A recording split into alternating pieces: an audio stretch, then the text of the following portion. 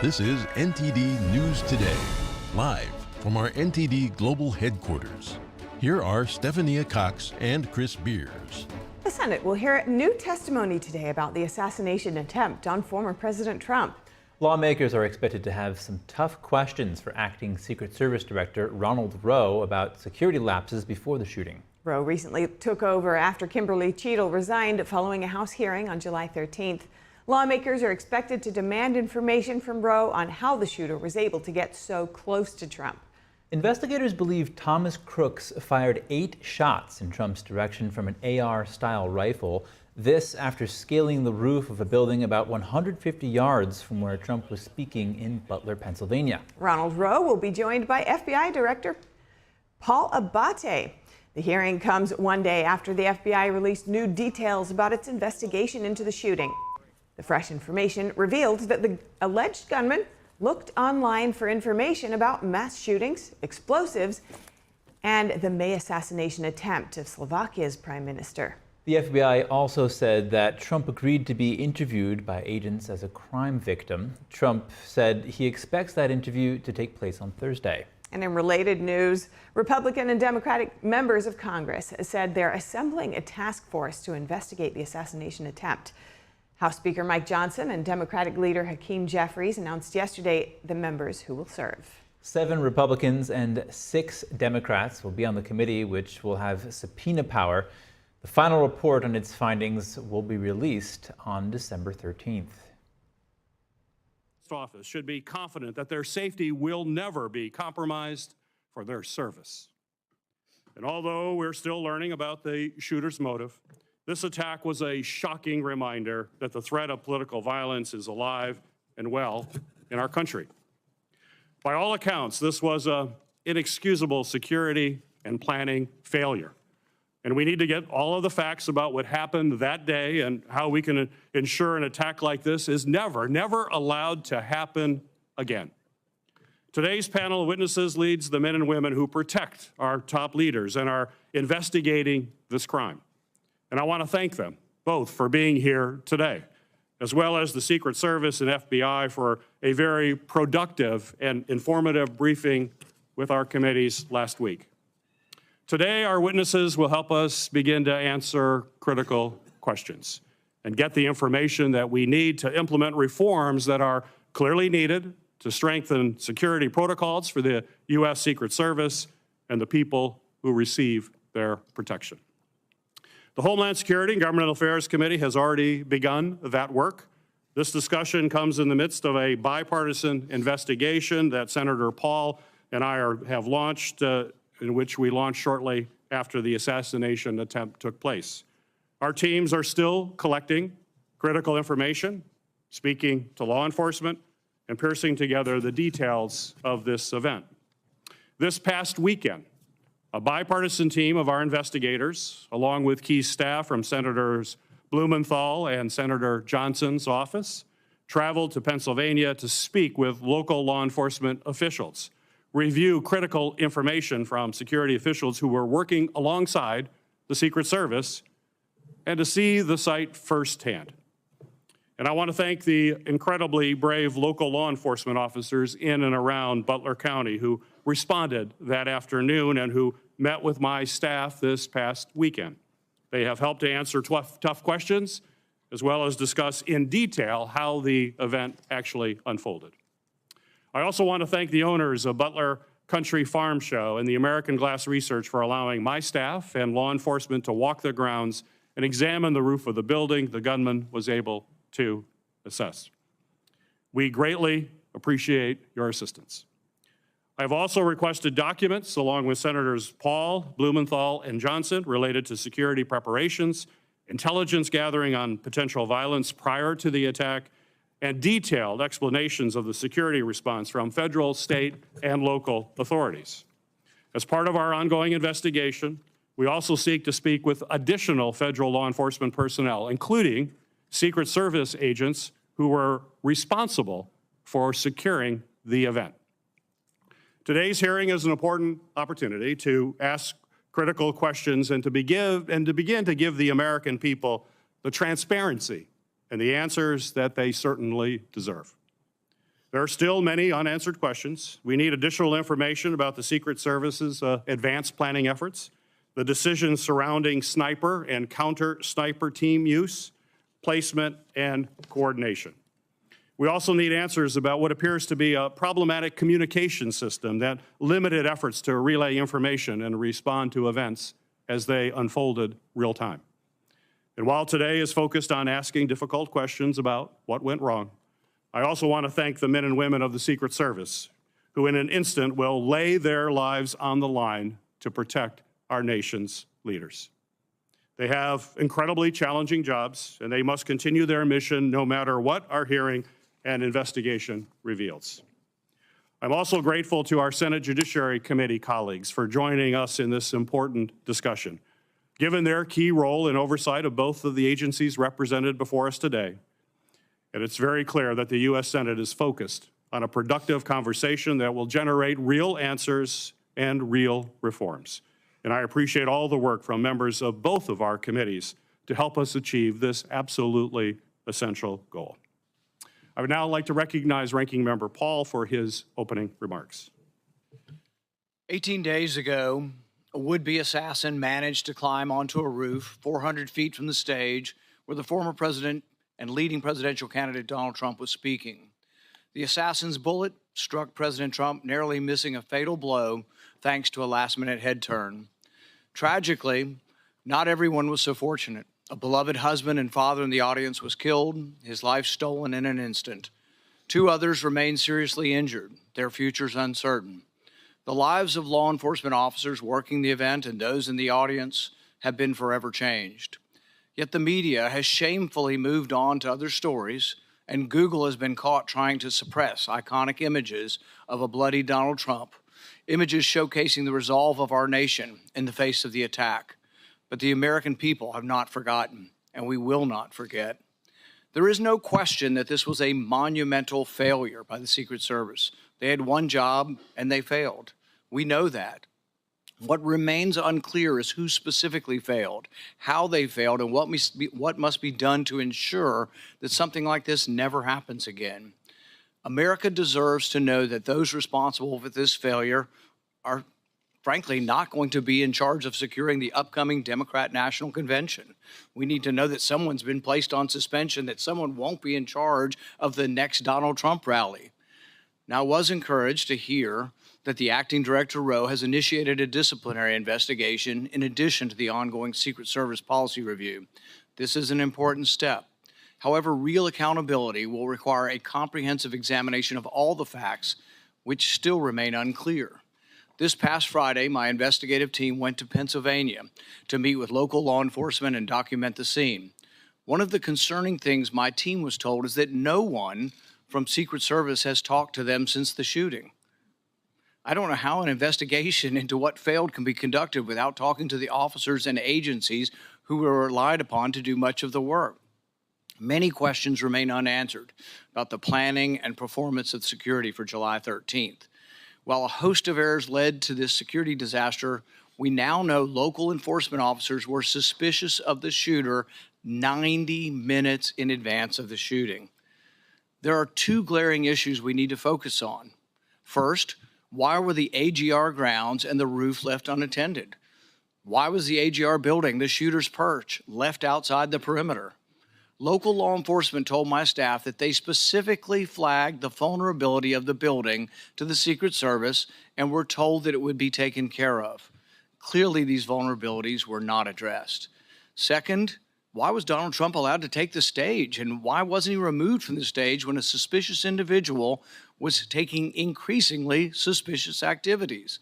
Over 20 minutes before President Trump began his speech, the Secret Service Command Center had been made aware of an individual with a rangefinder. At least 10 minutes before it was confirmed, the Secret Service's counter-sniper team had been made aware of the suspicious subject and provided a photograph and a detailed description. Why was the event not delayed until the individual was found and checked out? Interviews with local law enforcement paint a different picture in critical places from what we have been told by the Secret Service in other briefings. Now we need to hear from the Secret Service agents responsible for security that day.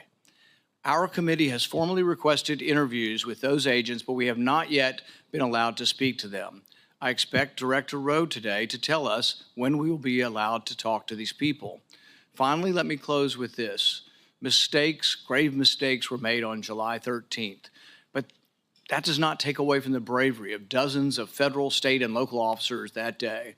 We are grateful for their sacrifices and professionalism. They deserve the truth now also. It is our duty and our utmost responsibility to ensure that we learn from this failure and hold those responsible accountable.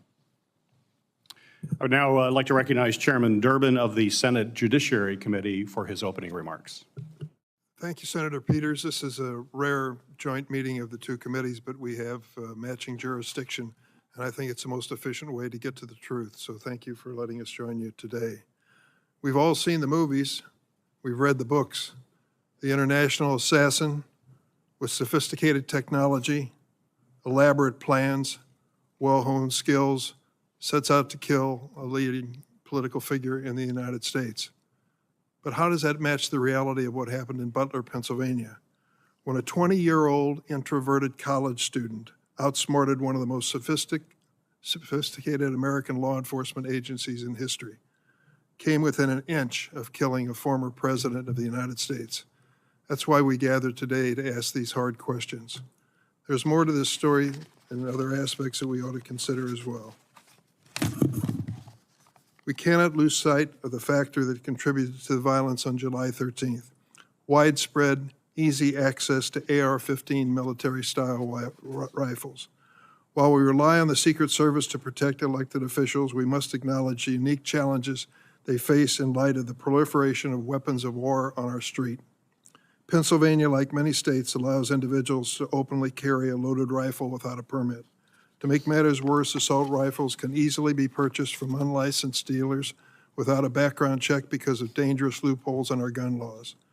This same kind of firearm has been used to carry out mass shootings in Newtown, Uvalde, Las Vegas, and Highland Park, Illinois, killing dozens of children and adults and injuring many more.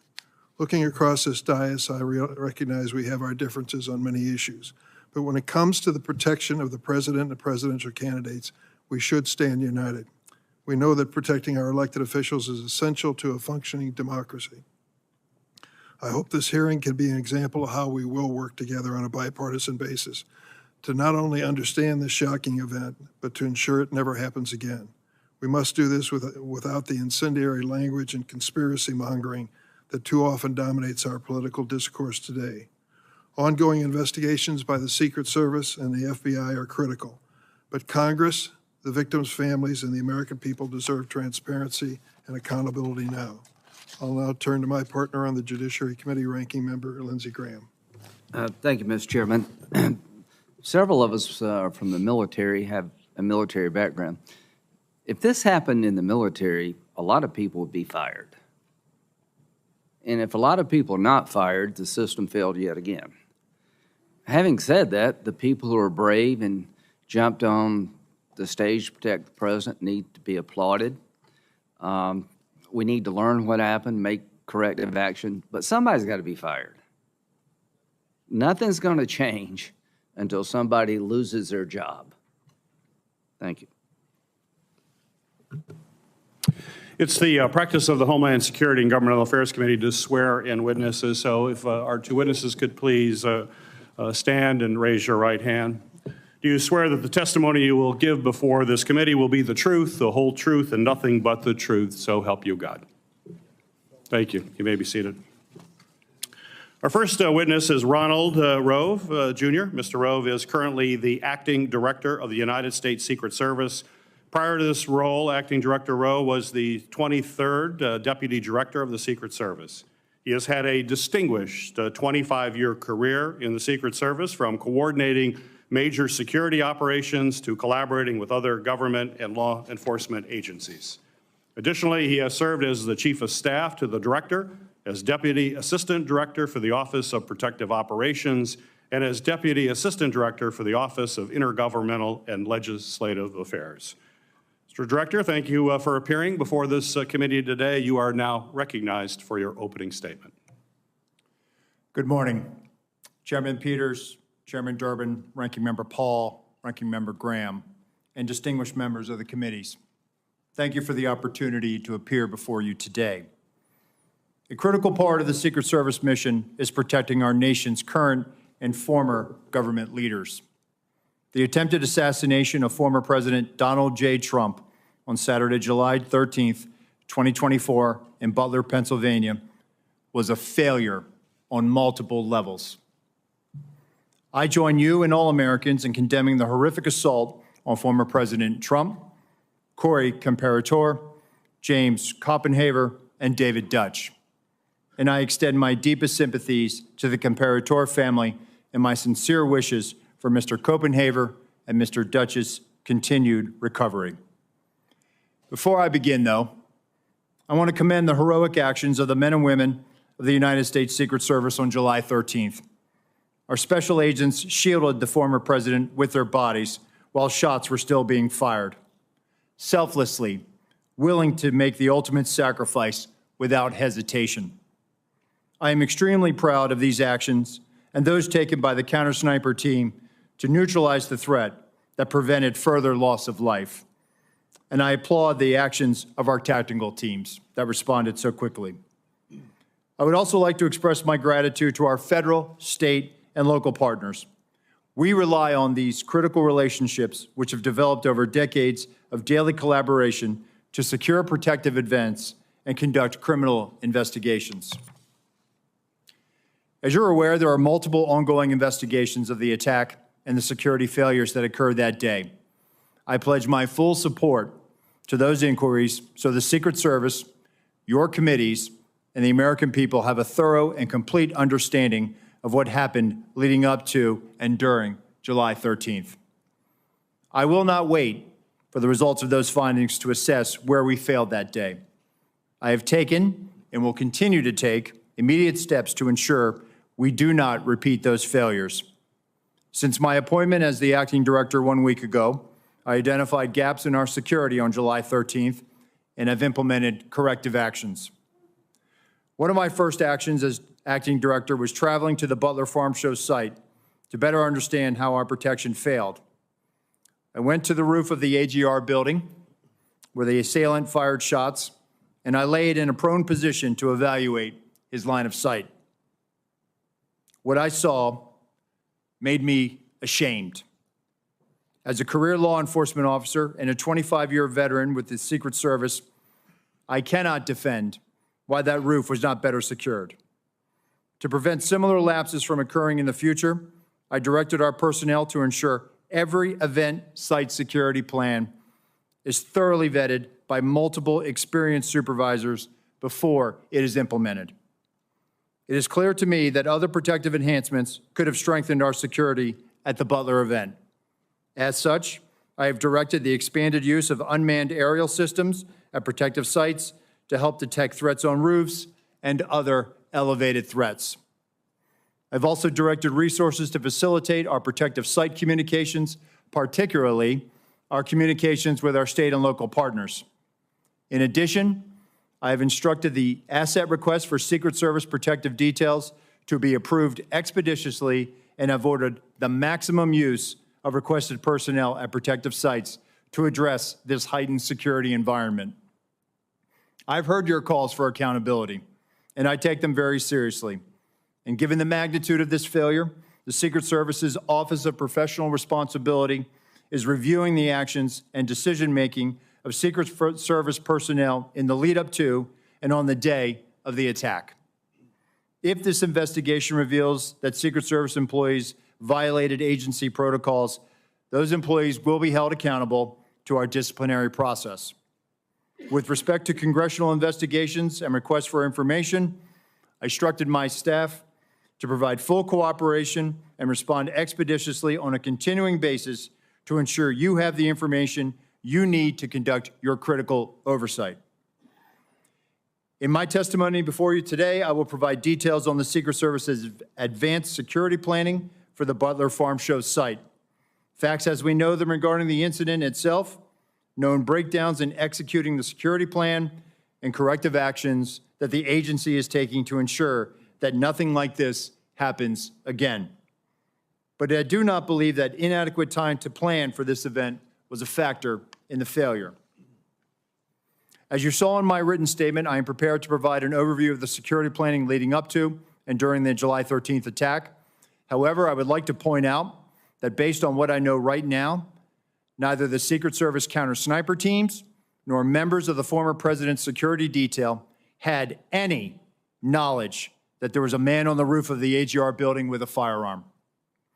It is my understanding those personnel were not aware the assailant had a firearm until they heard gunshots. Prior to that, they were operating with the knowledge that local law enforcement was working an issue of a suspicious individual prior to the shots being fired. I regret that information was not passed to Congress and the public sooner with greater frequency. And I fear this lack of information has given rise to multiple false and dangerous conspiracy theories about what took place that day. And I want to debunk these theories. Let me address one conspiracy directly. The Secret Service counter-sniper neutralized the assailant within seconds after the assailant fired his weapon. That counter-sniper had full discretion to use deadly force to stop an attacker and did not need to seek authorization to fire. I am immensely proud of the selfless dedication of our employees to the mission. Every day, across the globe, the men and women answer the call to protect our nation's leaders, and the standard is no fail for a reason. During our current high operational tempo, I want and I need to ensure that the Secret Service workforce are uplifted so they can focus on carrying out the mission.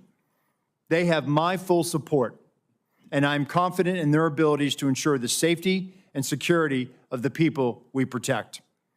They are worthy of trust and confidence, and they deserve your support as well as the support of the American people. Chairman Peters, Chairman Durbin, Ranking Member Paul, Ranking Member Graham, and members of the committees, thank you for the opportunity to testify at this joint hearing. I will submit the remainder of my statement for the record, and I will answer your questions. Thank you, Mr. Rowe. Our second witness is Paul Abbate. Mr. Abbate is the Deputy Director of the Federal Bureau of Investigation at the Department of Justice.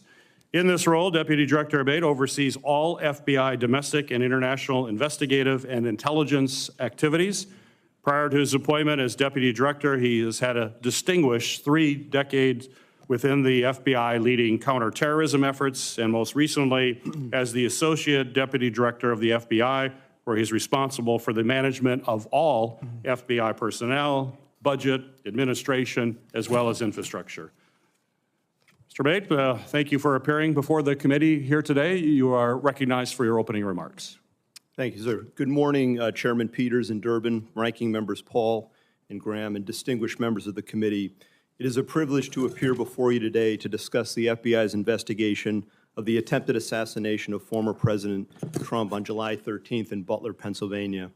Before going further, I want to again offer my and our condolences to the victims of this heinous attack, to the family and loved ones of heroic firefighter and father Corey Comparator, to Mr. Dutch, to Mr. Koppenhaver, who continue to recover, and to former President Trump, who was also struck by a bullet fired from the shooter's rifle. Our thoughts and prayers are with each of them and their families and loved ones. Within minutes of the attack, the FBI field office in Pittsburgh, Pennsylvania, received notification of the assassination attempt and responded to the scene immediately with a surge of resources, quickly moving forward on the investigation. From the outset, the FBI has been investigating this attack as an assassination attempt and an act of domestic terrorism. Our team continues to conduct a full, thorough, and objective investigation and will continue to follow all leads and avenues of investigation to logical conclusion, leaving no stone unturned. While it's not typical to provide details of an ongoing investigation, this, as we all know, is an extraordinarily tragic set of circumstances of the utmost national importance, making it essential to inform the American public and Congress what is known right now with full transparency. The investigation remains focused, of course, on determining motive, identifying any potential co-conspirators or others with knowledge of the attack, and building out a timeline of shooter Thomas Crook's actions in advance of and during the attack. Thus far, though absolutely nothing has been ruled out, the investigation has not identified a motive, nor any co-conspirators or others with advanced knowledge. To date, the FBI team has conducted more than 460 interviews, executed search warrants, including at the shooter's residence, and seized electronic media to include phones, laptops, hard drives, and thumb drives. Legal process has been issued to dozens of companies, and we've received more than 2,000 tips from the public. The full resources of the FBI have been brought to bear in furtherance of the investigation. Agents, analysts, professional staff, experts. I've personally visited the site of this horrific attack and seen firsthand the work of FBI Pittsburgh and our partners on the front line, and want to thank all involved for their ongoing and tireless efforts to get the answers that we need and to deliver justice. Specialized resources deployed included evidence response teams, victim services specialists, laboratory and operational technology division resources to process physical and digital evidence, a shooting reconstruction team. Additionally, our explosive experts have analyzed the 3 IEDs recovered, 2 from the shooter's vehicle, 1 from the family residence. And our behavioral analysis unit, importantly, is helping to build a profile of the shooter to include his mental state. Next, I want to provide a brief highlighted overview of the timeline that has been established to date through witness interviews and other information. Again, this is our understanding at present and is subject to change and further refinement as more facts are collected. On July 3rd, the rally in Butler, Pennsylvania was announced. On July 6th, the shooter registered to attend the rally and performed a search for, quote, how far was Oswald from Kennedy? On July 7th, the shooter traveled from his home to the Butler Farm Show grounds and remained there for approximately 20 minutes. We assess this shows advanced planning and reconnaissance on his part. On July 12th, the shooter traveled from his home to the Clairton Sportsman Club, where he practiced shooting. On the morning of July 13th, at approximately 10 a.m., the shooter returned to the farm show grounds and remained there for about 70 minutes before returning home again. At approximately 1:30 p.m., while at the residence, the shooter's father gave him a rifle for the purpose, he believed, of going back to the sportsman club. About 25 minutes later, the shooter purchased ammunition while en route to the Butler Farm Show grounds. The subject then arrived at the scene and was moving around the farm show grounds close to the American Glass Research AGR building, from which he ultimately committed the attack. Shortly thereafter, at approximately 3:51 p.m., the shooter flew a drone approximately 200 yards from the farm show grounds for about 11 minutes. The drone and controller were later found in the subject's car. Analysis has not revealed any photos or video taken by the drone, but we can confirm that he was live streaming at the time and would have been able to view it on his controller. The first reported sighting of the shooter by local law enforcement was at approximately 4:26 p.m. At approximately 5:10 p.m., the shooter was again identified by local law enforcement as a suspicious person around the AGR building. And at approximately 5:14 p.m., a local SWAT operator took a photo of the shooter. At about 5:32 p.m., local SWAT observed the shooter next to the AGR building using his phone, browsing news sites, and with a rangefinder. At approximately 5:38 p.m., the photo of the shooter taken earlier was sent to local SWAT operators in a text message group. Subsequently, approximately 25 minutes prior to the shooting, the U.S. Secret Service command post was notified of a suspicious person. Officers lost sight of the subject from approximately 6:02 p.m. to 6:08 p.m., but continued to communicate with each other in an attempt to locate him. Recently discovered video from a local business shows the shooter pulling himself up onto the AGR building rooftop at approximately 6:06 p.m. And at approximately 6:08 p.m., the subject was observed on the roof by local law enforcement. At approximately 6:11 p.m., a local police officer was lifted to the roof by another officer, saw the shooter, and radioed that he was armed with, quote, a long gun. Within approximately the next 30 seconds, the shots were fired. The evidence recovery team found 8 shell casings at the scene next to the shooter's body. We believe the subject, the shooter, fired 8 rounds. While the investigation has not determined motive, the investigative team continues to review information from legal returns, including online and social media accounts. Something just very recently uncovered that I want to share is a social media account which is believed to be associated with the shooter in about the 2019-2020 timeframe. There were over 700 comments posted from this account. Some of these comments, if ultimately attributable to the shooter, appear to reflect anti-Semitic and anti-immigration themes, to espouse political violence, and are described as extreme in nature. While the investigative team is still working to verify this account to determine if it did in fact belong to the shooter, we believe it important to share and note it today, particularly given the general absence of other information to date from social media and other sources of information that reflect on the shooter's potential motive and mindset. These are the facts, in part, that the investigation has revealed to date. While the shooter is dead, our work is very much ongoing and urgent. Thank you, and I look forward to answering any and all questions. Thank you, Mr. Abbate. We'll now proceed. Chairman Durbin and Ranking Member Graham will ask the first 2 questions. I will then ask question Ranking Member Paul, and then after that we will alternate between members of the Judiciary, recognized by Chairman Durbin, and members of the Homeland Security Committee, recognized by me. With that, Senator Durbin, you're recognized for your questions. Thank you, Senator Peters. I would like to begin by making a statement. It's not in the form of a question, and you'll understand why when I say it. In 20 days, we're going to start the Democratic National Convention in Chicago. I have been briefed by the law enforcement agencies plans for security for that event. Tens of thousands of people will be there, including some of the highest-ranking politicians in the United States. I trust that both of your agencies can answer in the affirmative if I ask you whether you're actively engaged in working with the development of security plan, taking into consideration the lessons of July 13th. Senator, that is 100% yes from the Secret Service. Yes, from the FBI as well, sir. We've been working on this for well over a year in preparation. I'm not going to ask for details for obvious reasons, but I do want to ask a question about the Secret Service staffing. Congress has nearly doubled the budget for the Secret Service over the last 10 years, from $1.8 billion in fiscal year 2014 to $3 billion in fiscal year 2024.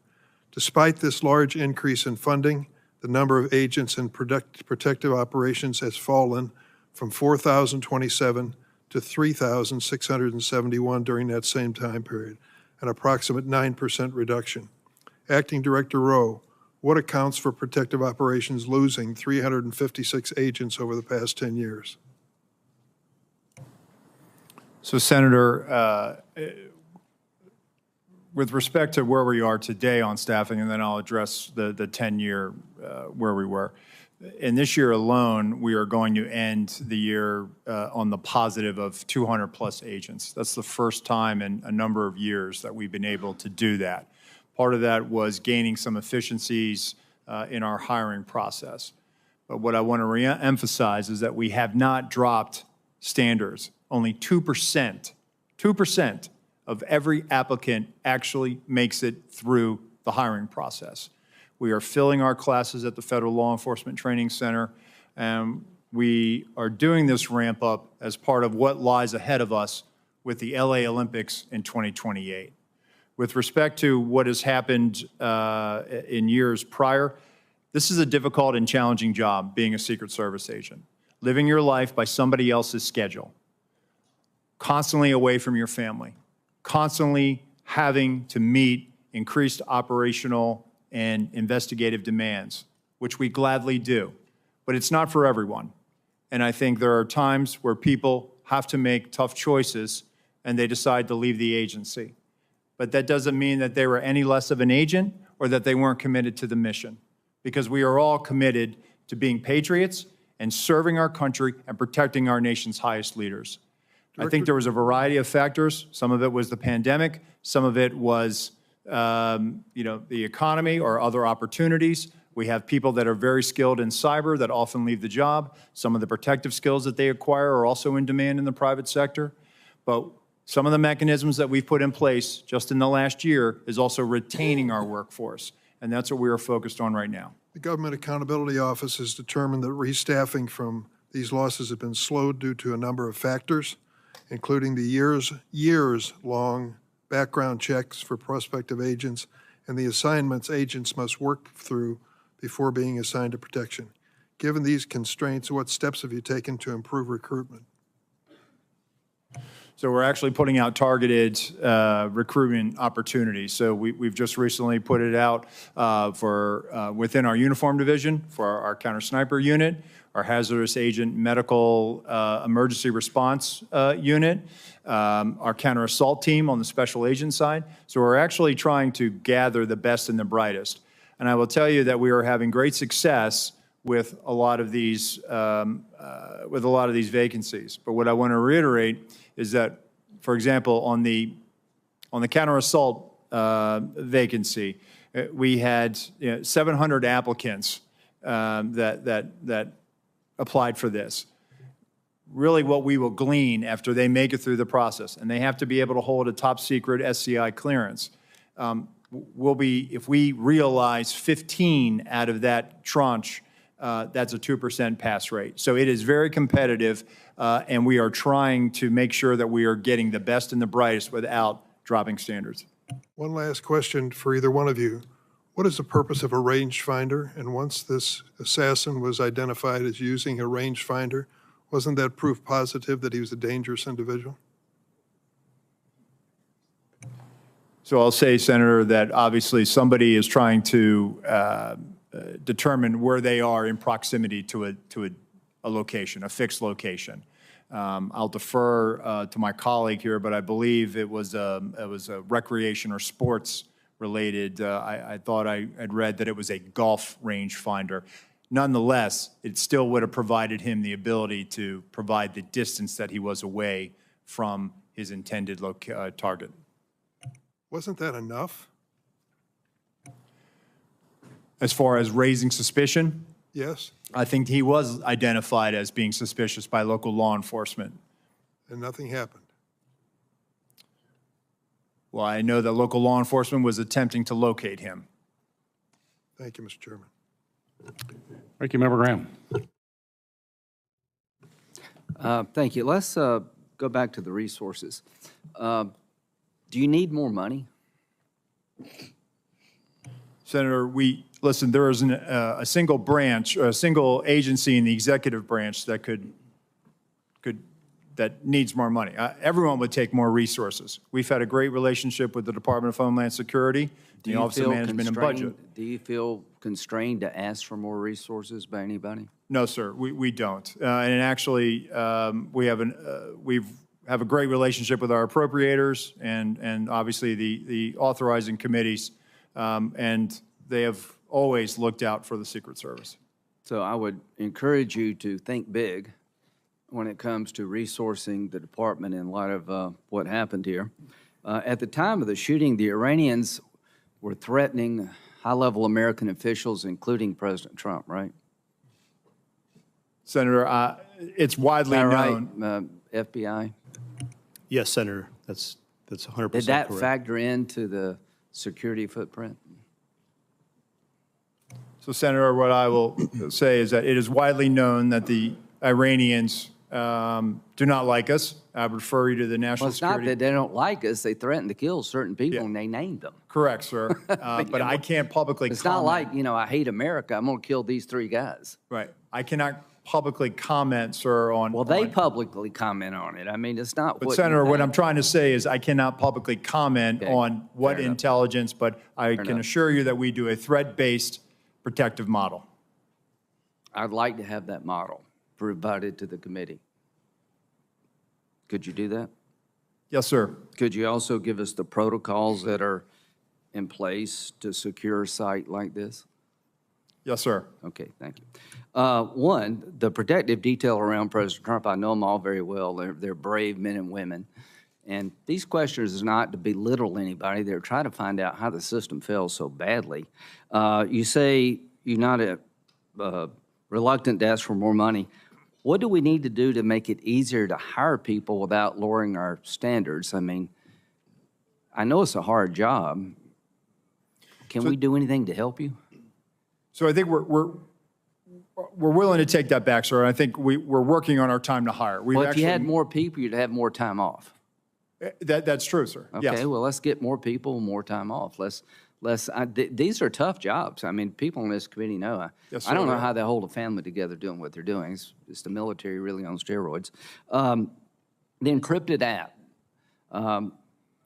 Paul, can you tell us about these apps? Have they been broken into? The guy had some apps that were encrypted. I think we've experienced a range of returns on this. Some of the applications that he was using online were encrypted in nature. Some of the email accounts. Have we broken into them? We've received returns. There are some that we have not been able to get information back because of their encrypted nature. Is there any way to solve that problem? Sir, Senator, we've talked about this before. We need a solution that provides lawful access to law enforcement. So you're telling me the guy that took 8 shots at the president, former president, has apps that we can't get into that may, if you could get into, reveal some relevant information? That is correct, Senator. So if he were talking to some foreign power, and I don't think any foreign power would hire this guy, by the way, so I'm not overly worried this was some great plot by the Iranians because they couldn't even think of this. However, there could come a day where something like this is very important. How do we solve this problem? Senator, as we've been saying, we need a solution that provides lawful access where when we go to a company... So you're telling me, I agree with you, I'm not blaming you. We have encrypted apps of an assassin, a murderer, and we can't get into them all these days after. That needs to be fixed, folks. I'm all for privacy, but to a point. What if, in the future, somebody's using these apps to communicate with a foreign power? I think we need to know these things. We need to know them in real time. So lessons learned is that everything failed. Corrective action, seems to me you need more money and more people. Accountability. At the end of the day, how many people do you think will be relieved of their duties, Mr. Rowe, because of this? Senator, I publicly cannot, and I cannot weigh in on that right now, right? It has to be a fair and neutral process. From a fair point of view, would you say this is a major system failure at every turn, and those in charge of the system in question, not only was it embarrassing, they failed? So, Senator, again, if there were policy violations, those individuals will be held accountable, and they will be subject Just to send our us the table of policies penalties. if you could. Yes, sir, we you. will. But they will be held to our table of penalties, which you. will include up to termination. Thank you. Director Rowe, in your testimony here today, as well as in your written testimony, you said very, very clearly that you can't defend why that building with with the shooter on top of it was not better covered. You were very clear. You cannot defend that. So my question to you is, my understanding is that there's a detailed site survey that is done prior to an event to identify potential threat points. So talk to me about that site survey. I'm sure you've had a chance to look at it now after action.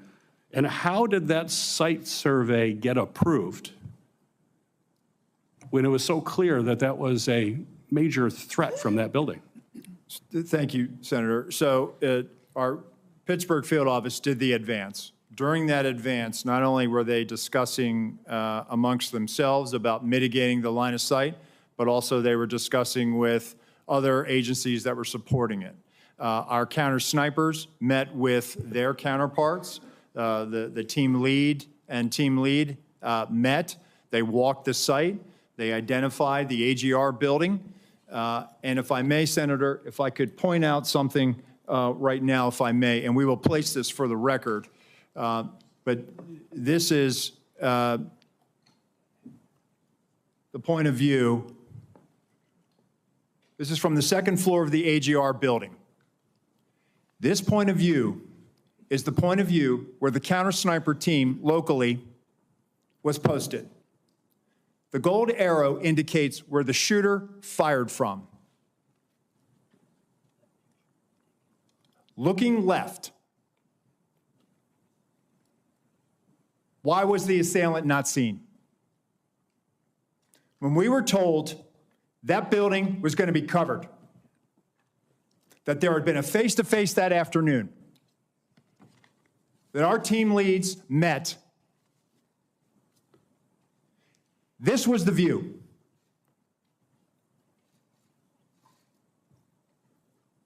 Let me show you another view, Senator. B.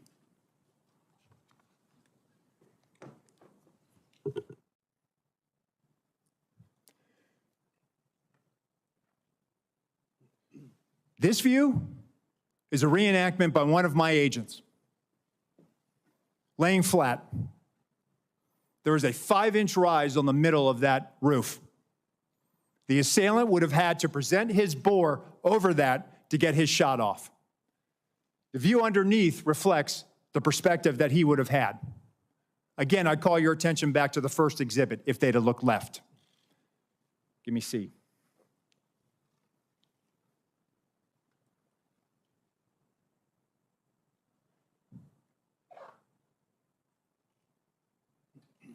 This is what our counter-sniper team saw. Shooter, no elbows. You barely make out the crown of his head. Below it, the assailant up prone. And let me just tell you, our counter-sniper, this individual, I know him. I consider him a friend. He has covered me operationally in conflict zones.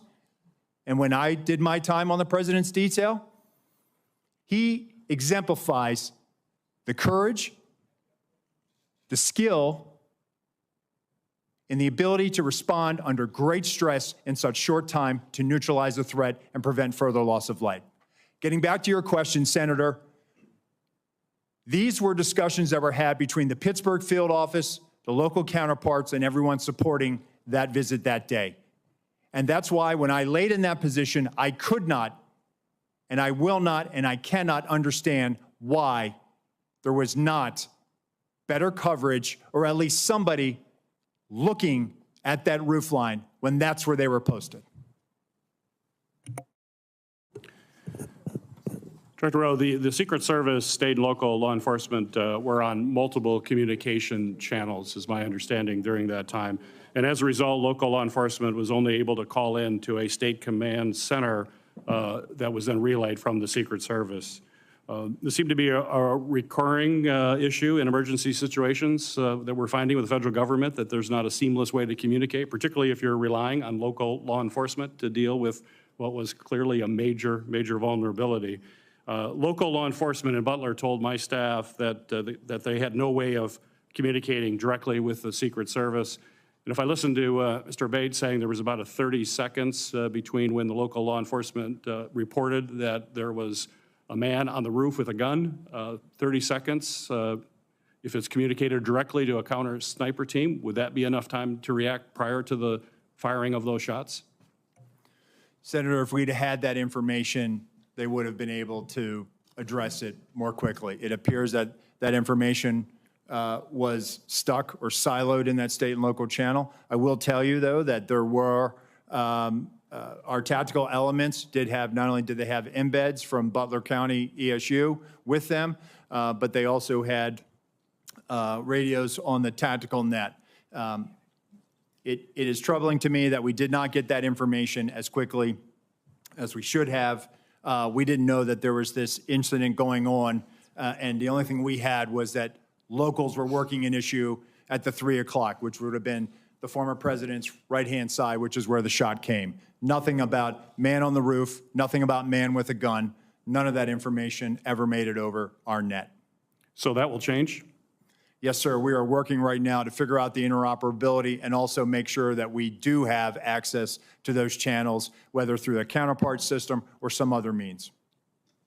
Very good. Ranking Member Paul, you're recognized for your questions. Director Rowe, I'm encouraged by your attitude and what you brought here today, what you've talked about as far as immediate changes that you've made, and I hope you'll follow through with that. I'm encouraged by the fact that you acknowledge that it's indefensible that the roof was unattended. Would you say the roof being unattended breaches standard protocol for setting up a security perimeter? What I would say, Senator, is that that roof should have had better coverage, and we will get to the bottom of if there were any policy violations. I would think indefensible would go along with breaching protocol, and I can't imagine how indefensible would not be breaching protocol. What I would caution, though, is that I sense, and you're the Secret Service, and these people are your friends, and they are heroic people who do good things, that we can't let our friendships blind us from responsibility. So someone's in charge of the security at the zone. Would the Secret Service be in charge of the entire operation and they work with law enforcement, but they're in charge? The person in charge of the entire operation is the Secret Service, not the local police. You're correct, sir. This is a failure of the Secret Service. So that's what I mean. And look, I don't wish anybody harm. I appreciate the bravery of the Capitol Hill police. I was at the shooting at the ball field. I've heard 100 shots coming my way. Fortunately, none came to me. But I appreciate the bravery of all the people who protect us. But there's also the idea that there are certain mistakes that don't make you a bad person, but they're just inexcusable, that if you made that mistake. So for example, let's say you determine, well, local police should have been on there and they told us, and local police says, no, they didn't tell us to do it, and it's a he said, she said. Still, ultimately, the agent in charge should be walking the grounds and say, there's a roof 100 yards away from the stadium with a clear sight. Someone's got to be on the roof. Local police, I told you to get on the roof. Get on the roof. Or you put the Secret Service. So ultimately, the buck doesn't pass along to somebody. Whoever's in charge is in charge.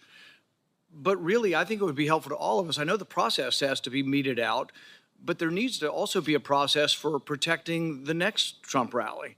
The fact that whoever was in charge in Butler next week is not in charge of a rally in Las Vegas. And so I think you really should say that. You should simply say that the leadership from that event is going through a process, but until that process, they won't be in charge of the Democrat National Convention. That would reassure a lot of people that they won't be in charge of security until it's determined. Can you tell us something to that accord? Yes, sir. So I can tell you that the team planning the Democratic National Convention, that is a national special security event. That team has been on the ground. That's from D.C., with support from our Chicago field office. But I just want to reiterate that our Pittsburgh field office staff, they are wearing this harder than anybody right now in the Secret Service. Right. They feel completely demoralized. And what I'm trying to do is also let them know that, listen, they need to be focused on the mission at hand. I also have to walk a tightrope here and make sure that I am not tainting any future, discipline action. I understand, and I have great respect for all the officers, but ultimately someone had to be in charge and someone made a terrible error, and it's an error of judgment. The big error is the roof. But another big error is we have 90 minutes of a suspicious person. Now, Senator Durbin mentioned the rangefinder. None of these are enough to shoot a suspicious person, but they certainly, you would think, would be enough to stop the proceedings. That's where I think you get to the second major management or judgment error of this. Now, Trump's done probably 100 rallies like this. How often at one of his rallies are there 90 minutes of looking at one person and at least a half a dozen pictures of that person? How often does that happen? And is it against protocol to let a proceeding go on when you've got a suspicious person, 90 minutes worth of people talking about this person, and we don't stop the proceeding? Does that defy protocol? So Senator, while there's 90 minutes in total from when he's first identified by local law enforcement, we have about a 30-minute window. But at no time is there anything ever communicated about weapon or harm. And I think that's where the threat. A weapon, you shoot people with a weapon. Sure. Without a weapon, we're talking about people you stop and say, he had a backpack, which was probably big enough to have the AR-15 in it. In all likelihood, the backpack has the weapon in it. So a guy with a big backpack would never get through the perimeter. So once again, a big mistake was not having the perimeter wide enough to prevent people from shooting outside the perimeter. But the thing is, he would have never gotten through the perimeter, right? His backpack would have been checked. But people with big backpacks are very suspicious. And I would think he's been seen 6 times, but you got 20 or 30 minutes of knowing about it. But the thing is, there's all kinds of chatter going on about this. And you would think the chatter going on with the local police is on a police radio, and a policeman with that radio is standing in the control tent, so you get that communication. So there's a huge and massive breakdown. But really my question is, how often has this happened at other rallies where there's a half a dozen pictures and 90 minutes of people talking about a suspicious person? I just can't imagine that it's real common. So, Senator, at rallies, there are people that come to the attention of law enforcement for a variety of reasons. You know, if they come to our attention for some other activity that might, you know, put it a little bit, hey, we probably need to go check that individual out. This happens, and that's why we attempt to locate them. That's why it's important for us to try to find them. And it's important to have the information. And so local law enforcement did their very level best to try to locate him. They did provide us the photos 30 minutes prior. It just, he evaded any detection by law enforcement. But once again, it's the overall person in charge. It's a terrible breakdown. It's a terrible management decision not to have stopped it. There was a chance to stop the proceeding. And the question is not whether there's enough information to take down an individual. It's a much lower standard to say, hey, we're going to wait until we get this individual. The roof and the 90 minutes of it, both, I think, are failure of your protocol. And I think when that's determined, the person who made these decisions can't be in a position of authority again. Senator Klobuchar. Thank you very much. Thank you to all of you for holding this hearing. I appreciated Director Rowe when we had the classified briefing, and also today, taking responsibility for the agency and your own personal emotion and reaction to your visit and what had gone wrong. For the people in my state that keep asking me, I just don't get how he got on the roof. I know we've gone through great details and a lot of examination. Could you just give a minute on what went wrong and how you think it can be fixed? Because I think it's just going to help to dispel the conspiracy theories. There are some people that think it didn't really happen, which of course is completely ridiculous. It did. There are some people that think all kinds of conspiracies went on within the government, which is also false. But could you just tell them what went wrong so they understand? Yes. No, thank you, Senator. I thought long and hard about this. I think this was a failure of imagination, a failure to imagine that we actually do live in a very dangerous world where people do actually want to do harm to our protectees. I think it was a failure to challenge our own assumptions, the assumptions that we know our partners are going to do everything they can, and they do this every day. But we didn't challenge our own assumptions of, we assume that someone's going to cover that. We assume that there's going to be uniformed presence. We didn't challenge that internally during that advance. So moving forward, I've directed that when we're talking to people and we're making requests, we are very specific about what we want. We are providing explicit instructions on exactly what our expectation is and what we need them to do and what we want them to do. That's the only way that we're going to be able to move forward beyond this. And let me just tell you that our state and local law enforcement partners are the best. So this belief that somehow they are less than federal law enforcement or they're less than the Secret Service, they're out there patrolling communities every day. They're the ones out there going into hazardous conditions every day. They know their communities. They have the ability to enforce state and local laws. Our advanced agents do not. Right. We need them, and we need them to be partners with us, and I think we need to be very clear to them, and that may have contributed to this situation. Yeah, appreciate that. I have the same respect. Next, one of the things you mentioned to me was, and to all of us, was in this other briefing, was just the texting protocol. And I think a lot of us think about this in non-security settings, about how people are just texting all the time instead of talking, and how it takes our eyes off, in your case, the target. Could you talk about what might have gone wrong there and how you think things could change when the hope is that their eyes are constantly on the scene and on the potential targets and risks. Thank you, Senator. So, again, we need people focused on the problem or on their area of responsibility. It was great that there was a text chain, but that communication needs to go over the net. It needs to go over a radio channel so that everyone has situational awareness of it.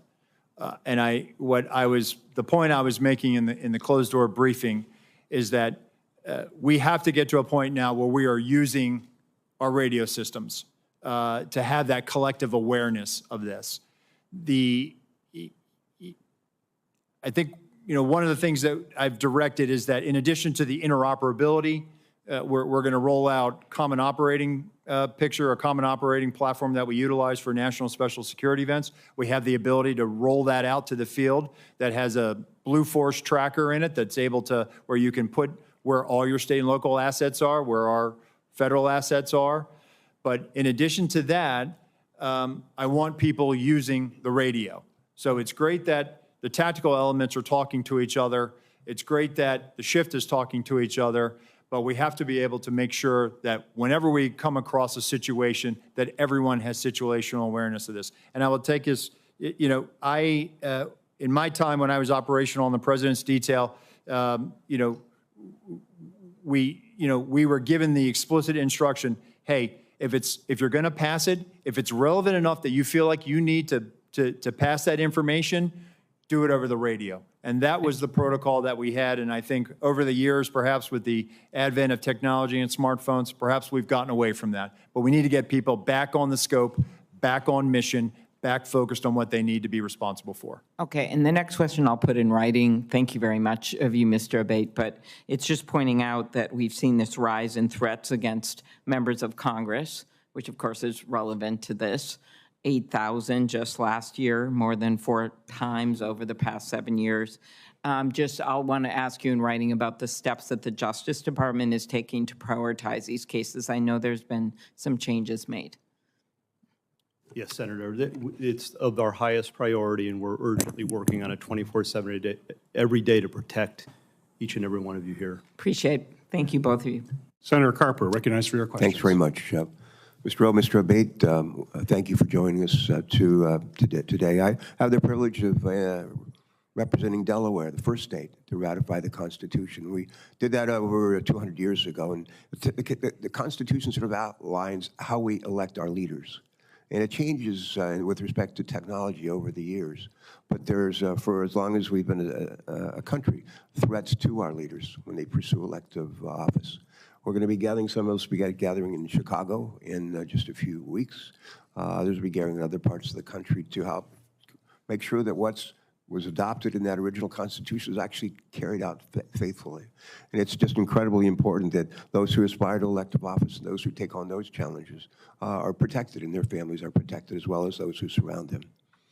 I share with my colleagues my prayers for those who have been killed or injured on July 13th. We're grateful that one of our presidential candidates is okay. But I have a question about what I can't get over how a 20-year-old loner could somehow outsmart two of the smartest federal agencies and state agencies and law enforcement with an odds of like 1,000 to 1, and be able to almost pull this off. It just blows my mind. Hopefully we'll get to the truth in all of that. I'm a Navy guy. I spent many years of my life in the Navy. I learned as a midshipman that when the ship runs aground at sea, the commanding officer is held responsible. Whether the commanding officer is awake, asleep, at the helm, but the commanding officer is held responsible. And I think we have to make, at the end of the day, I'm not interested in a blame game, but I'm sure interested in finding out who was responsible and making sure that they account for their responsibility. My question is, what policies are currently in place to facilitate real-time information sharing between the Secret Service and local law enforcement during an event? And what changes to information sharing practices will the Secret Service make in light of of the apparent breakdown in communications on July 13th? Thank you for that question, Senator. So we're looking at our procedures. We rely on a counterpart system, and the radio interoperability it's a complex challenge. It's not just about being able to find whatever frequency our local counterparts are on and then just piping it in. There's some technical challenges that have to be there. So to alleviate that, we've always relied on a security room where we have representatives from the local agencies. Those individuals are there to, one, bring their own radio and then relay relevant information that would impact our security plan. I think what I'm looking at, and again, what I'm in looking at this situation is there was a unified command post, and we had our security room, and we had communications that day at the Butler Farm site were challenging. Not just challenging for the Secret Service, but for challenging for locals. There were some cellular issues. There were radio issues, and you saw that with the testimony from the colonel from Pennsylvania State Police last week in the House. So I think as I'm thinking about this, I think we need to consider what is our model moving forward, and I think we need to be where the greatest amount of partners are when that information is being discussed. The other thing that I'm looking at is we need to also make sure that we have redundancies as far as cellular on the ground or additional repeaters. And so I've directed our Chief Information Officer to do that, and we are rolling assets out now supporting campaign sites. Thank you. Thank you for that. Mr. Abbate, quick question. Based on the initial information you've gathered from the investigation, do you believe there were any actions taken by the shooter in the weeks, days, or hours leading up to the shooting that should have caused alarm and grabbed the attention of law enforcement? He did not have any interactions with law enforcement leading up to this, Senator. We haven't found anything yet that would have alerted law enforcement or FBI or Secret Service to his intention activities in advance of this event. I will note, however, to your prior question, that we do have a very strong relationship, an integrated relationship between FBI and Secret Service and every other federal, state, local agency you can imagine. We have constructs like the Joint Terrorism Task Forces and Violent Crime Task Forces where we're cross-embedded with each other. And when it comes to this event and others like it, we're always talking in advance. In fact, with respect to this event, we did have a meeting between U.S. Secret Service and FBI in the days leading up to the event to assess whether there was any information or intelligence pertaining to a threat against the rally or to former President Trump or anyone else there.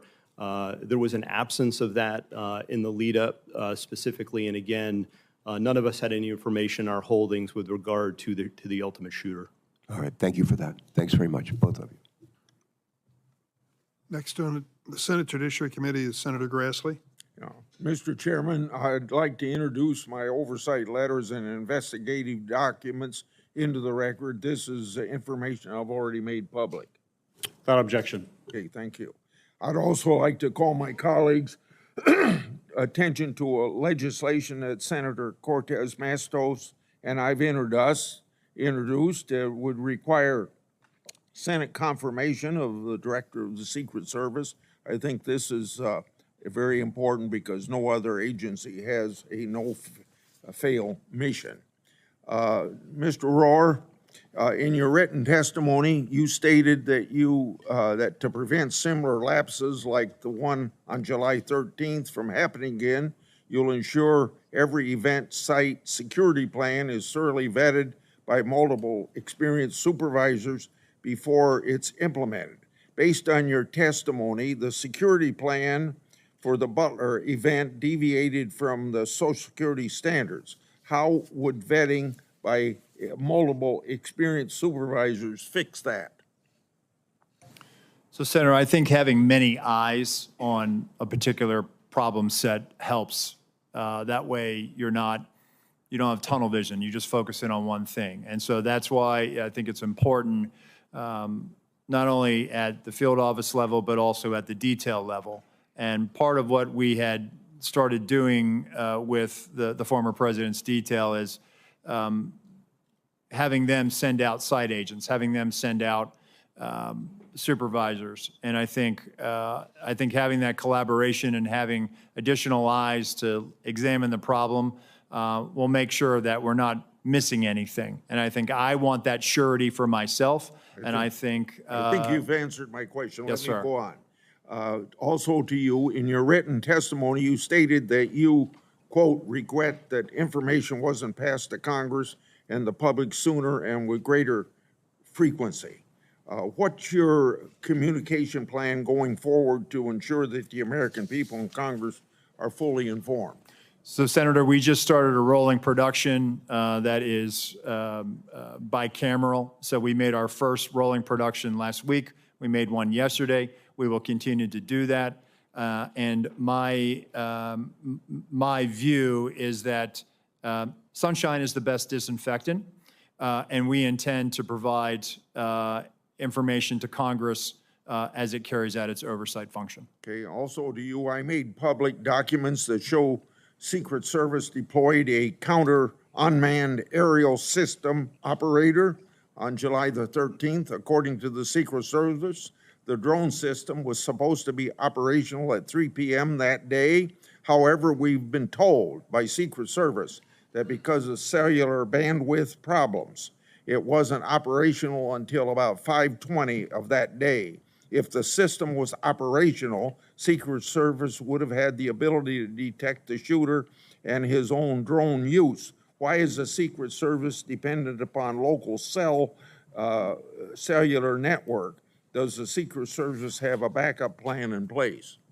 Yes, thank you, Senator. And that is something that I briefed in the closed door, and again, something that has cost me a lot of sleep because of the eventual outcome of the assailant. That what if we had geolocated him because that counter-UAS platform had been up? It is something that I have struggled with to understand, and I have no explanation for it. Okay. It is something that I feel as though we could have perhaps found him. We could have maybe stopped him. Maybe on that particular day, he would have decided this isn't the day to do it because law enforcement just found me flying my drone. People fly drones all the time on the peripheries of our sites. And we go out and we talk to them and we ascertain what their intentions are. On this day in particular, because of the connectivity challenge, as you noted, there was a delay and he flew his drone at 3:51 approximately. So moving forward, we are leveraging resources from the Department of Homeland Security and others to make sure that we have dedicated connectivity so that we're not reliant on public domain, so that we can ensure that whatever assets we have in place, those assets are operational. And that is my commitment to you, that we are going to make sure we're going to do that, and that is something we are moving out on. Thank you, and I hope that you'll answer some of my other questions in writing. Senator Johnson, recognized for your questions. Thank you, Mr. Chairman. Acting Director Rowe, in our secure briefing last week, I made the point that if you don't want conspiracy theories to spread, you need to provide information. You know, I appreciate these photos today. These things could have been released literally within days, and a whole lot more information as well. So Congress needs to provide oversight. We don't have certain investigatory tools like you have, but what we can do is do interviews. So, Acting Director Rowe, did you receive our letter from July 25th requesting interviews with 13 individuals of the Secret Service? We are in receipt of that letter, Senator. And I don't know, Deputy Director Abbate, have you seen that letter as well? Do you know who we're requesting interviews with? Senator, I have not seen okay. The letter. Do you know whether those individuals submitted to interviews with the FBI, Acting Director Rowe? We're in the process. Those employees are being interviewed if they have not already been interviewed, sir. Are those interviews being transcribed? The FBI interviews, sir? Yes. Well, we have 302s on those. Yes, Senator, we will. Okay, when will Congress get those 302s? When will we get those transcriptions of those interviews? Senator, I'll take that back and we'll get those to you as soon as possible. So Acting Director Rowe, when will those individuals be made available for Congress, for this committee to interview them? Senator, we'll make them available. How soon? Because memories are short. They can be influenced by events. We need these transcribed interviews as soon as possible. We will get that done, sir. Does the Secret Service use encrypted communications at events? On our radio nets, we do, sir. Are those memorialized? Are those saved? The radio traffic from Butler, we did not have recordings. Do you normally? Not on the road outside of D.C. or outside of a presidential or vice presidential stop. So communications between Secret Service agents will not be available like we've gotten the communications from local law enforcement. I'm sorry, Senator. So we're not going to be able to get those communications. You didn't save them. No, sir. Which is very unfortunate. It is, sir. And moving forward, I've directed that we will now start recording those so that we will have them moving forward. And by the way, I'm going to ask for a number of things at the very end to be entered in the record, but one of my preliminary findings is that the Secret Service did not attend the 9 o'clock briefing the day of the event. In your testimony, you said that a site briefing was conducted with Secret Service personnel and law enforcement partners supporting the event. Those both can't be true. So local law enforcement do not believe Secret Service was present at the 9 o'clock briefing. Were they or were they not? So, Senator, with respect to the snipers that went on national television and gave an interview and said that they did not get a briefing from the Secret Service, they were supporting through mutual aid, and our personnel briefed the tactical team leader was leading that element that was providing this counter sniper. So, Acting Director Rowe, you said that the Secret Service provides explicit instructions to the locals. Were explicit instructions provided to cover the roof of the AGR building and locals just not follow it, or were those explicit instructions not provided? It's my understanding what was communicated is that the locals had a plan and that they had been there before. So an awful lot of the chatter on social media has to do with is there partisanship in the Secret Service, providing coverage for some individuals and none for others, about Secret Service coverage or additional coverage enhancements being denied. Was there ever requested additional coverage for Mar-a-Lago? Senator, we have provided additional resources to the Mar-a-Lago residents. Was coverage asked for and denied ever? I'll have to research that, Senator, but I'm happy to tell you we have made significant investments since the former president has left office. Over $4 million of technology, resources, and alarms. Documents will come out eventually to make the point one way or the other. This is an important piece of information that Congress needs to have. Senator, we'll make those available to you, the investments we've made. There's a report today by Susan Crabtree of Real Clear Politics saying that you denied sniper coverage outside of driving distance to D.C. Is that true? That is a false statement, sir. Well, that is incorrect. That is incorrect. Okay, I mean, that's the kind of information you need to refute with documentation. Deputy Director Abbate, you said this is an assassination attempt and domestic terrorism. It's obviously assassination attempt. Why make the distinction? What is different about that? We think it's important to cover all the possibilities here in the reality of what we're dealing with and what we've all seen, Senator. And we've learned lessons from the past. The tragic shooting at the baseball field was referenced here. We've learned the lesson from that. That was not opened properly, and we've made changes in the Bureau, and it's reflected here in terms of how this investigation is being approached with a completely open mind and inclusive of all the possibilities, including domestic terrorism. I fear that makes the investigation potentially partisan. Mr. Chairman, I would like to request that my July 14th letter to Attorney General Garland, Mayorkas, and Ray be entered in the record. It asks for all kinds of information, documentation, asks a lot of questions. My preliminary findings of July 21st and July 23rd, including timelines, a bunch of questions as well, be entered in the record. And then our updated timeline dated today. This goes not only by minute, by second, and we will continue to update this timeline as more information becomes public. This is the way you do investigation. We need to find out literally second by second what happens. So the American public understands the truth. Without objection, so ordered. Senator Butler. Thank you, Mr. Chairman. Thank you to both of our chairman and ranking members for holding this incredibly important hearing critically for the American people to understand the safety and security that is being provided to our national leaders. Thank you both for being here and for, again, answering the hard questions. This is a time of, I think, heightened attention, deservedly so, not only for our national leaders, but for the teacher who decides that they're going to go and participate in their democracy, or the firefighter who wants to hear the voice and vision of the potential next leader of this country. My thoughts and prayers really are with those Pennsylvania families who have lost loved ones or have been critically injured. As I offer my questions today, it would be in service to those, to preventing future incidents. But in the one question of looking backward to the event, on the 13th, Director Abbate, can you just talk a little bit about how did Mr. Crooks, how was he able to get an AR-15 onto the roof of that building? Does your investigation illuminate anything that we have learned to help to make that point more clear? We don't have definitive evidence yet as to how he got the rifle up there. Based on everything that's been collected thus far, photos, video, eyewitness accounts, we do believe he likely had it in the backpack.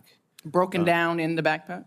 We're still assessing that. Our laboratory has looked at the rifle itself and measured that against the backpack itself. And if placed in this backpack, it would extend outside. It would have been visible.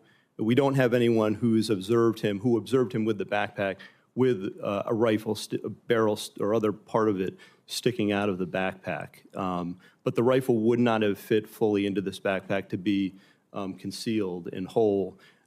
We have video that was recently found of the shooter walking in a distance from his car just before 6 p.m., about 5:56, I believe. And based on everything we have, we assess that he returned to his vehicle at that time, got the backpack, and then proceeded back to the area and to the AGR building. And then he's observed, of course, on the roof just minutes later, holding the backpack in front of him. In fact, there's dash cam footage from a police vehicle that shows him briefly traversing the roof with the backpack in front of him.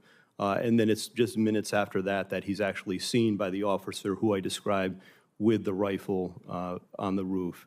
It's possible that he broke the rifle down, though we don't have conclusive evidence of that, and took it out of the bag on the roof in those moments before and reassembled it there. That's one of the theories we're looking at and working on right now. Thank you for that. You take me right, Acting Director Rowe. Thank you for your years of dedicated service and jumping in a hot time. But you take me right to this point of communication. There's been a lot of conversation about and even in your written and verbal testimony, you have talked a lot about the communication and the disparate nature in which it's happening across the different channels.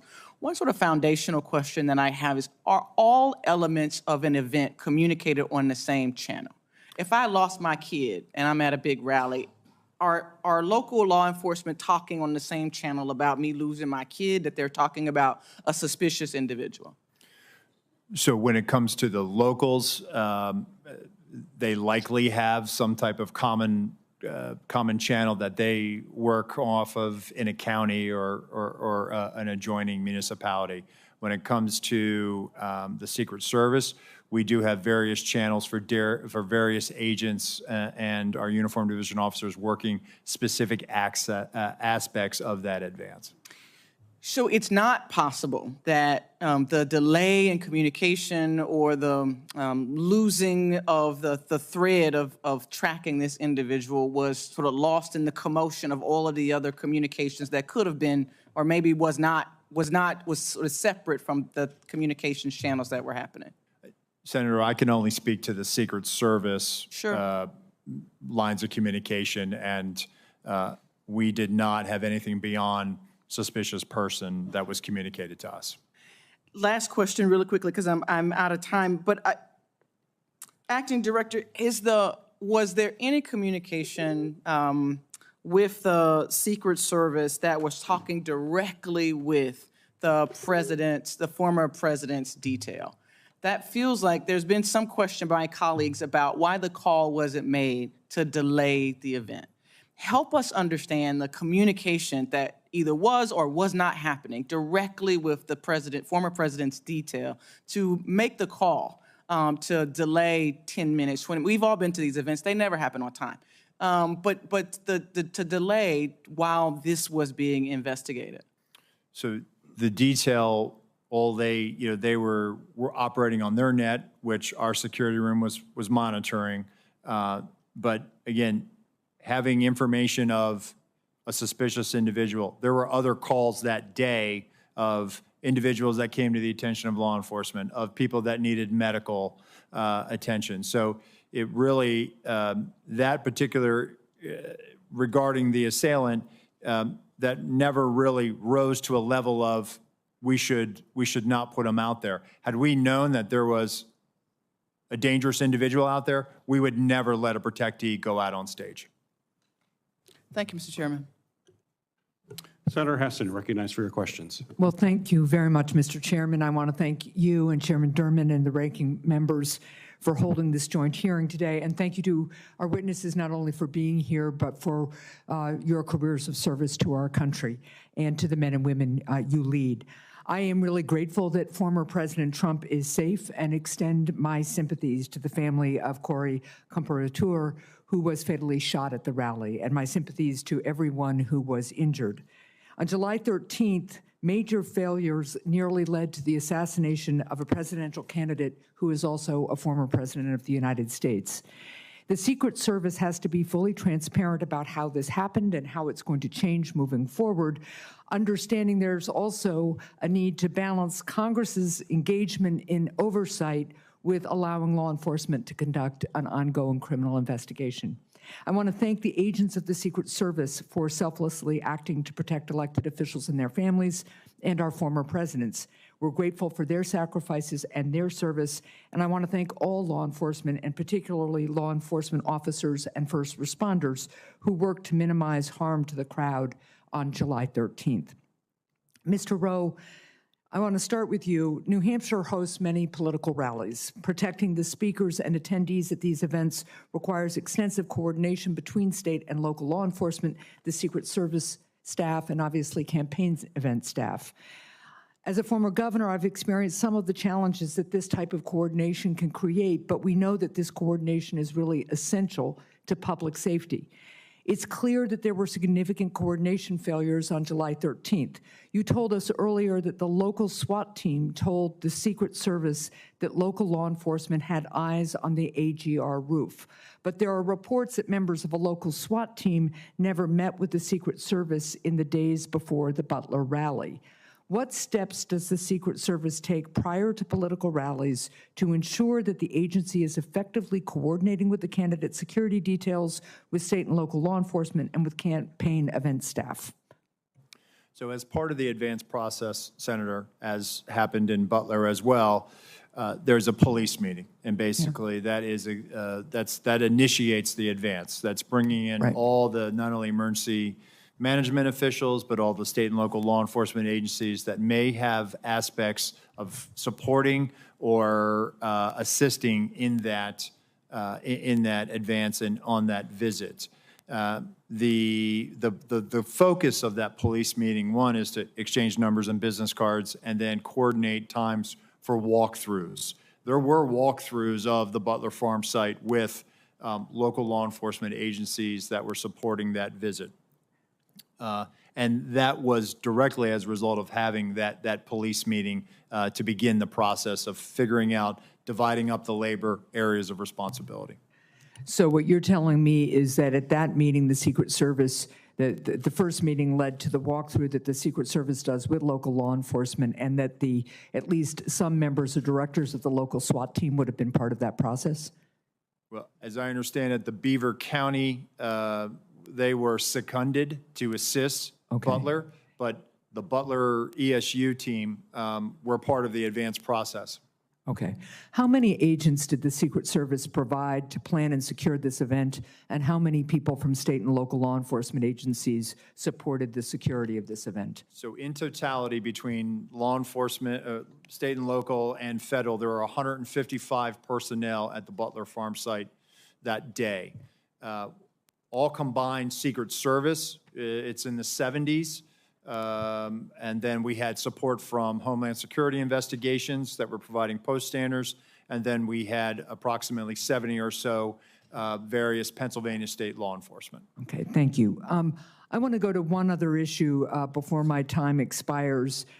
You've talked today and in our secure briefing about the interoperability of the Secret Service's counter-drone capability, that it failed early on, and so it didn't catch the drone flown over the site by the shooter. First, what changes you've addressed this a little, but what changes is the Secret Service making to ensure that it has backup technology? But also, what efforts did the Secret Service undertake to coordinate with other law enforcement regarding anti-drone capability at the rally site? We're working to determine that right now, Senator. We're getting the redundancies in place. Counter-UAS authority, it is a little complex. State and locals don't necessarily have this ability to do that. It does require coordination with the FAA because it could impact commercial travel. Okay, thank you. And Mr. Chair, I'm just going to follow up, and I think one of the things that you're hearing from a lot of folks, but I'm not sure we're really clear on yet, is how is it that somebody who clearly is arousing concern from law enforcement isn't identified as suspicious, and how is it that that information doesn't get to the president, the former president's detail? So I'll follow up in writing. Thank you. Senator Cornyn. Thank you, Mr. Chairman. Director Rowe, can you explain why the shooter's drone worked? Because there was no counter-UAS present, sir. Well, you had a drone system, but you had bandwidth problems. The bandwidth apparently was adequate for the shooter's drone, but not for the Secret Service. Can you explain that? I have no explanation for it, sir. We also know that in a military context, electronic warfare or jamming capabilities are commonly used on the battlefield. Does the Secret Service have jamming capabilities or drones? We have drones, sir, and when it comes to, I have to be very careful about how I answer this one in an open forum. What I can tell you is that we have technical security measures, sir, to address, I think, what you're asking me. Well, the question is, can you take down a suspicious drone? Because this can be used not only for surveillance by the shooter, which obviously it was here, but also drones can be weaponized and be used as a threat to the president, or in this case, the President Trump. Do you have the capacity to stop a weaponized drone? What I will tell you, sir, is that we have technical security measures that we utilize at permanently protected sites. We also have the ability, in a limited fashion, at temporary sites. What I can tell you is that on this day, the counter-UAS system had technical difficulties and did not go operational until after 5 o'clock. So in this case, the shooter had a rifle, but somebody who wanted to kill a president for a former president or a candidate for president would not need a rifle. They could use a drone, correct? It is a potential threat vector. So this individual was identified as a suspicious person. Can you explain to us when a suspicious person becomes identified as a threat? Well, I think it's also when a weapon or some other dangerous item is then presented.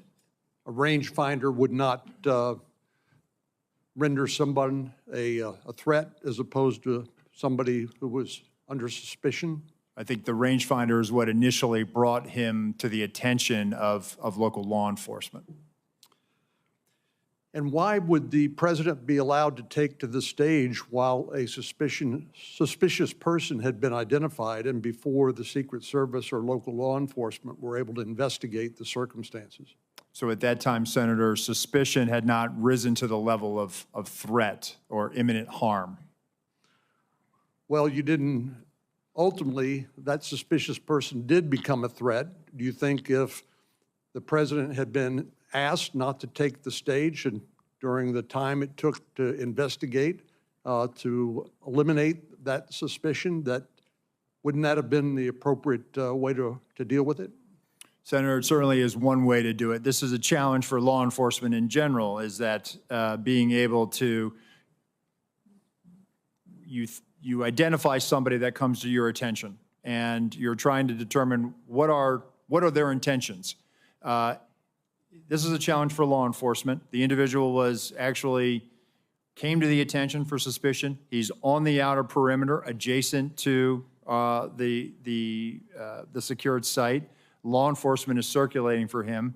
But again, without additional information, at that point, we're not rising to the level yet where perhaps we should pull him off or delay him. And I'm just suggesting that maybe, just maybe, President Trump's appearance should have been delayed while that suspicion could be adequately investigated. But I've always thought of the Secret Service as the best of the best when it comes to their willingness to put themselves in harm's way to protect the life of their person they are detailed to. And I think you described the very rigorous process by which people are screened. And I think you mentioned the 2% standard. People who are interested in serving, only a very small fraction of those individuals are actually accepted in the Secret Service because of the high standards that your agency has. But explain to me why the Secret Service, being an elite law enforcement agency, would delegate to local law enforcement or others who did not meet that same 2% standard. In other words, isn't that something that Secret Service should have covered as opposed to delegating it to local law enforcement? So, Senator, again, this is where I went back to earlier when I said it was a failure to challenge our assumptions. We assumed that the state and locals had it. By no means do I want to diminish the commitment, and I'm sure you agree. State and local law enforcement do their jobs every day and protect the communities that you represent. No doubt about it. So I think what we made an assumption that there was going to be uniformed presence out there, that there would be sufficient eyes to cover that there was going to be counter sniper teams in the AGR building, and I can assure you that we're not going to make that mistake again. Moving forward, I've directed our Office of Protective Operations that when our counter snipers are up, their counter snipers are up, and they're on the roof as well. And we do this all the time with our colleagues in the New York City Police Department when we cover the United Nations General Assembly, and so that is our TTP moving forward. Director Rowe, I would just submit to you that those assumptions can be lethal.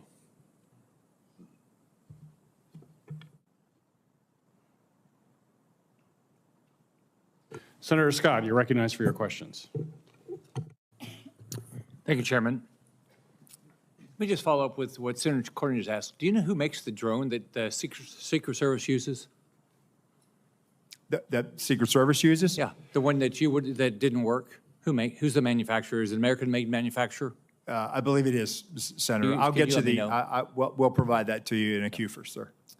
So we talked about this the other day. There's not, in our, very few times in history do our presidents get shot at. So you know that this is something that the American public is very interested in. So as Senator Johnson said, there's a lot of questions being asked. I was at church Sunday, and 3 people came up to me and asked me if there was a second shooter. So there's all this information that's not you guys are not responding to. When I was governor of Florida, I had 2 mass shootings. I had the Pulse nightclub shooting. I had the Marjorie Stoneman Douglas shooting, and we did 2 or 3 times a day, local, state, and federal law enforcement, FBI, everybody involved. We answered questions. What I asked you the other day is, why aren't you doing that? What you've allowed, what both of you have allowed, you've allowed the public to ask, assume the negative. And so, which I don't get. I think you should have been doing, and I think you guys should have been doing all along, at least once a day press conferences. I think that you've got to tell the public what's going on. Having a hearing is really nice, but how often are we going to do this? You're clearly not going to do it here for another month and a half. So I asked you the other day, why aren't you doing press conferences? And are you going to commit to doing press conferences? I think what you all said the other day, you're going to ask Secretary Mayorkas and Director Ray if you guys could do those daily press conferences and start giving the public information. What's the answer? So, Senator, that's why, one, I'm here today. I'm here today to provide information and answer those questions. And we are moving towards doing more frequent releases of information, and we are willing to do that press conference. And once we get through this hearing today, we are going to, in all likelihood, do one this week. Okay, so what's the commitment to the public that you're going to do press conference? Are you going to, it's what, 17 days? The information, we are sitting 17 days into this, and I'm getting asked questions that I can't believe are true, but the public believes it's true. So what you all are doing is you're ruining your reputation, you impact the integrity of the federal government. It makes no sense to me. So are you going to commit to, are you going to do it once a month? Both, and the FBI, the same thing, not just you. What did Director Ray say? Did he say you couldn't do it?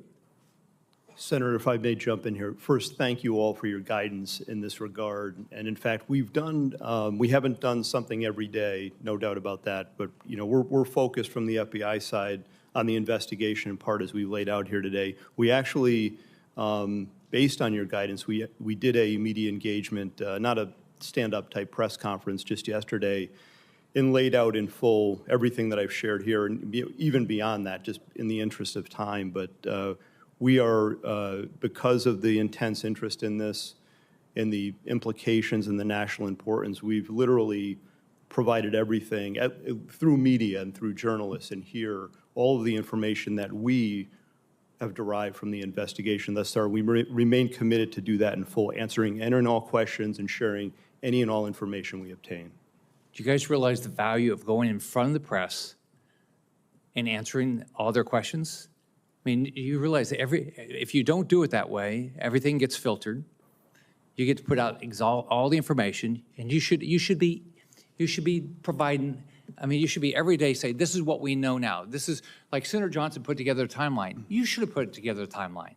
You should immediately put out, this is what we know right now, and this is what we don't know. Like you've said, you don't know how the gun got up there, right? You've said it, but why have? That should have been out all along. Say, we're looking at it, it doesn't make any sense, we've done this, we've done this, we've done this. If you do, I just don't get it, why what you're doing. You're ruining, I've said this about the FBI. The people that work at the FBI, people who work at Secret Service, they're great people. You're a black hole. You lose the support of the American public because people don't believe you're being direct with them. So I completely disagree with your approach. I just want to finish. I've got like everybody else. I said I did a letter July 18th. I haven't gotten any answers yet. I want to put it into the record, and I'd love to get the answers to this because this is what the public is asking for. They want more information. They want to know what happened, who's going to be held accountable, and how we're going to make sure this never happens again. Thank you.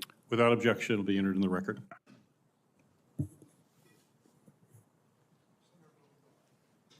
Thanks, Mr. Chairman.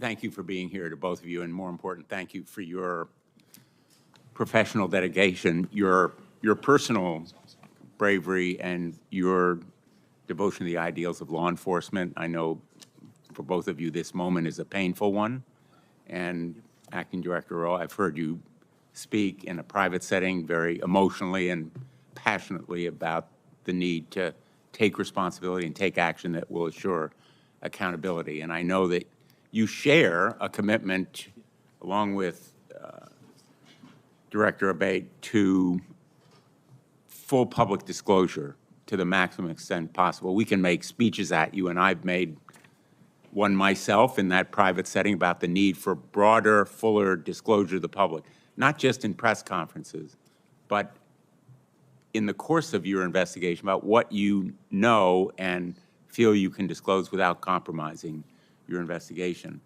Let me ask you, last week, Senator Peters and Paul, along with Senator Johnson and myself, sent requests to both of your agencies to produce documents. We've only received a handful so far. Can you commit to when we can expect those documents? We will get them to you as quickly as we can, Senator. Well, can we expect them this week? We will work to meet that deadline, sir. And when can we expect all the communications, the text messages that agents have sent to each other? Eventually, all of it is going to come out, as you know. When can we expect all of those documents? We will gather them up and get them to you, Senator. You, I think, took the position as to the local law enforcement responsible for the shooter on the roof, the snipers that were in place, that it was their job to take him out. But ultimately, doesn't the buck stop with the Secret Service? It stops with us, sir, but let me just clarify. The perspective that they had on that roof, when I show you the perspective from what our sniper saw, he's on the downside of that ridged roof. Their perspective from the AGR building, looking out, their area of responsibility, looking left, they should have been able to see. You can see in that photo in Exhibit A, which we will make part of the record and turn over to the committee. He's already crossed over that bridge or the walkway and stepped up onto that roof. I'm not saying that they should have neutralized him, but if they'd have just held their post and looked left, maybe, and there's a lot of maybes there, Senator. A lot of maybes, but somebody needs to be held accountable. And I think Senator Graham hit the nail on the head. We need to know who specifically was responsible for doing what. Who was responsible for saying to former President Trump, sir, it's not safe to go out there yet? Who was responsible for making sure that those local law enforcement were doing their job?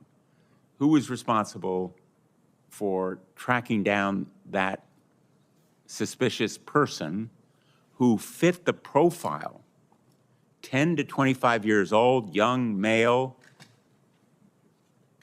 The FBI has warned us about it year after year after year. Director Wray has come before us and said, the threat is from domestic extremism. The lone gunman, we're all aware of it in law enforcement. So I think we need individual accountability here, and people need to be held responsible, in fact, lose their jobs, if necessary, to send a message that this massive intelligence and surveillance failure, as well as the enforcement failure, cries out for accountability. Let me just ask, in the short time I have left, what is the nature of the Iran threat?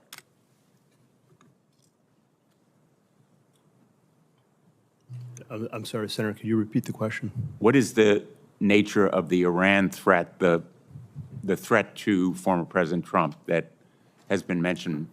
Well, we know that, let me be clear here, the terrorist regime of Iran have been targeting people, our country, for many, many years now. We've talked about that here before. I want to be clear about that. From the FBI standpoint, we know publicly they've targeted former President Trump. They've called for his assassination along with other current and former government officials. That's public information. It's well known to everyone. A specific or imminent threat on July 13th? We have no information that there are any co-conspirators or that foreign or domestic, including Iran, related to this. But we're not, I want to be clear, we have no evidence of that. We're not ruling anything out. We're looking into all possibilities and leaving our minds open to that. Was that on the minds of the Secret Service on July 13th, that there might be some threat from Iran? Sir, we, as Deputy Director Abbate just said, we're aware of the public sentiment and statements of the government of Iran to do harm to Donald J. Trump, and we use a threat-based model. Thank you. Thanks, Mr. President.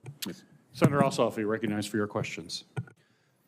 Thank you, Mr. Chairman, and thank you both for your testimony today and for your service. Mr. Rowe, I want to begin discussing Secret Service staffing and the extent to which HSI or other personnel are augmenting or backfilling inadequate Secret Service capacity generally and on the day of the assassination attempt.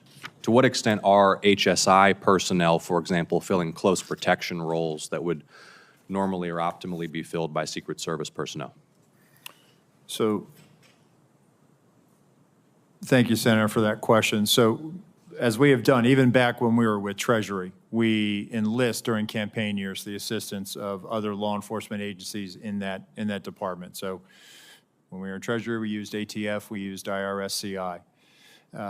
When we transferred over to the Department of Homeland Security, we have brought that practice with us. So going into a campaign year or during a national special security event like the United Nations General Assembly, we will enter into a memorandum of assistance for the campaign with HSI. HSI will provide post standers, essentially federal agents, law enforcement, to be able to help secure a site.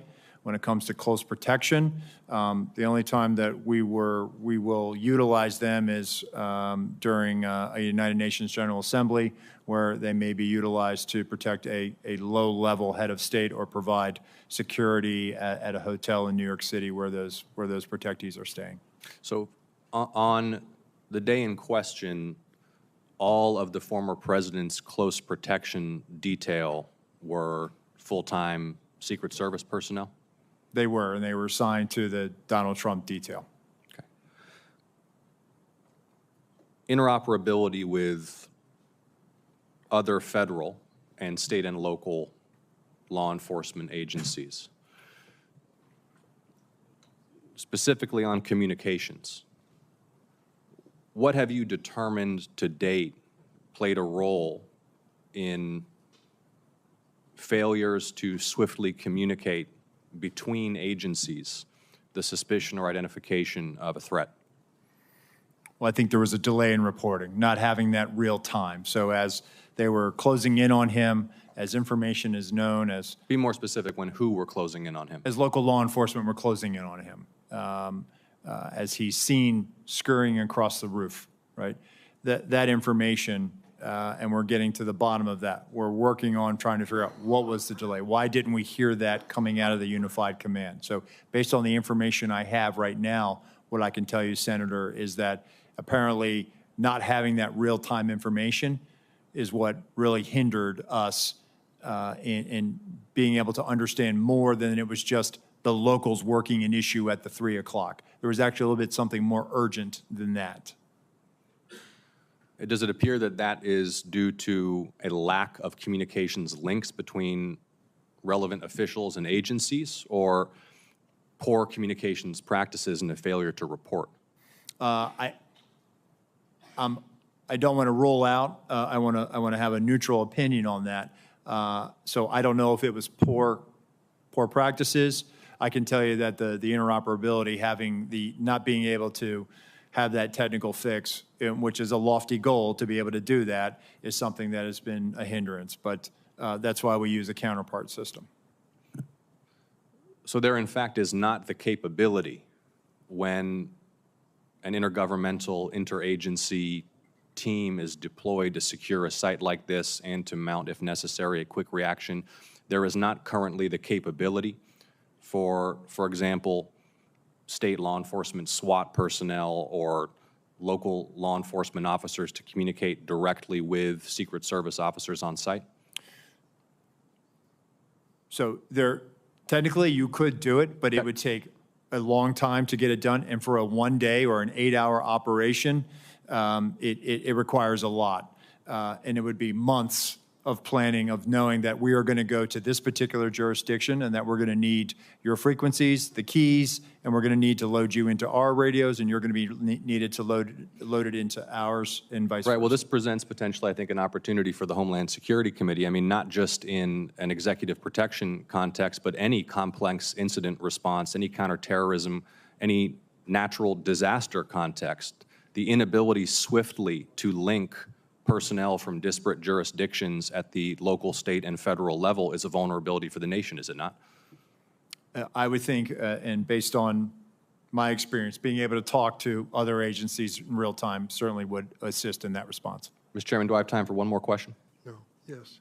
Thank you. I know others have touched on this. One of the things that's been most baffling to the public has been the failure to fully secure this structure, which even to a layperson's uninformed eye clearly presents as a site from which an attack on the former president of this event could be mounted. And it had particular characteristics that made it even more of potential value to an attacker. Just walk us through one more time. Is there not an established doctrine or practice or checklist by which such sites are assessed for threat and determine whether or not to be within or without of the security perimeter? So, Senator, controlling high ground is something that is a must for us whenever we go into a location. Yeah. Well, I know we're all eager for more information on why that task was not completed in this case. Thank you for your testimony. Thank you, Senator Ossoff. Senator Lee. Why was President Trump allowed to take the stage at 6:02 p.m., exactly 17 minutes after multiple suspicious person reports were provided, complete with photos and information suggesting that the assailant had a rangefinder, something that ordinary people don't use in this kind of circumstance?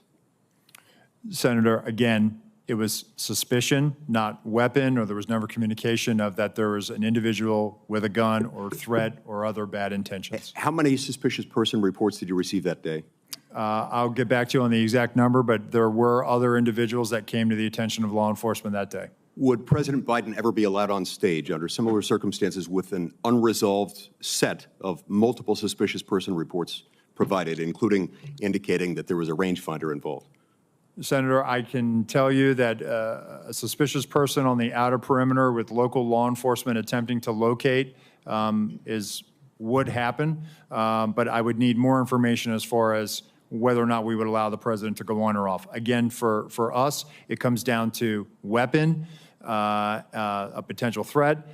Is the individual carrying an IED? Is there a weapon? Is there some other factor that now ramps up our attention to let's hold off on this? If there were 8 shell casings found next to the assailant's body, but he was neutralized after the first shot, where did those other shots come from? Where did the other shots go? As far as the assailant's shooting? Yes. So did the assailant get out 8 shots, or were those shell casings left from the day before? Where did they come from? The shooter, Senator, we believe fired 8 rounds. We had the shooting reconstruction team go out there for a period of days and collect all that. So we have bullet holes, bullet fragmentation, all taken back, and we're still putting together the trajectory and ballistic analysis, although we do have fragments of the bullets, and bullets have been collected in the distance from the shooter's weapon. Gotcha. It's my understanding that there was a sniper team assigned to a window with complete overlook, complete view of the roof, the same rooftop, the sloped rooftop where the shots were fired. It's also my understanding, according to some whistleblower accounts, that post was abandoned. What can you tell me about that? Why was it abandoned? So I saw that from the colonel's testimony, sir, and it's something that I've asked and our mission assurance is getting to the bottom of. And there were two-man counter-sniper teams from the locals that were in that AGR building. And so at some point, they just left? That I don't have an answer for you on that, Senator, but it seems to me that if even one of them left, there should have been remaining some additional eyes left in that building. Yep. That seems like something that maybe should be one of the very first questions you address. I'm actually surprised that you don't know that already, and I'd ask that you submit to us in writing what you learn as soon as you learn it. Will you commit to that? Yes, sir. What can you tell me about, well, let me just state this way. Multiple requests were made by Trump's protective detail and by Trump's campaign team to the Secret Service for additional resources. I'm told that those were denied. And as I recall, the Secret Service spokesperson initially denied that such requests were made and denied. Why not tell the truth from the outset? What were they trying to do there? So, Senator, I don't think there was any intention to mislead. Seems like a pretty material fact, doesn't it? I saw that report. Go ahead, Senator. Will you commit to me that you will submit to us in writing what requests were made, by whom, and to whom, and when they were denied? I will, sir. Okay. Look, at the end of the day, we're looking at a situation in which, at a minimum, people knew that this guy had a gun at least 2 minutes before the shooting happened. I want to know what you can tell me about what happened during that final 2-minute period, where a whole bunch of people in the crowd saw and were shouting, "He's got a gun."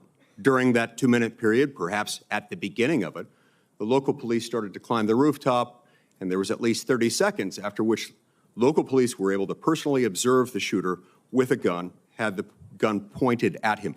What happened during that time period, and why on earth was President Trump not removed from the stage at that moment?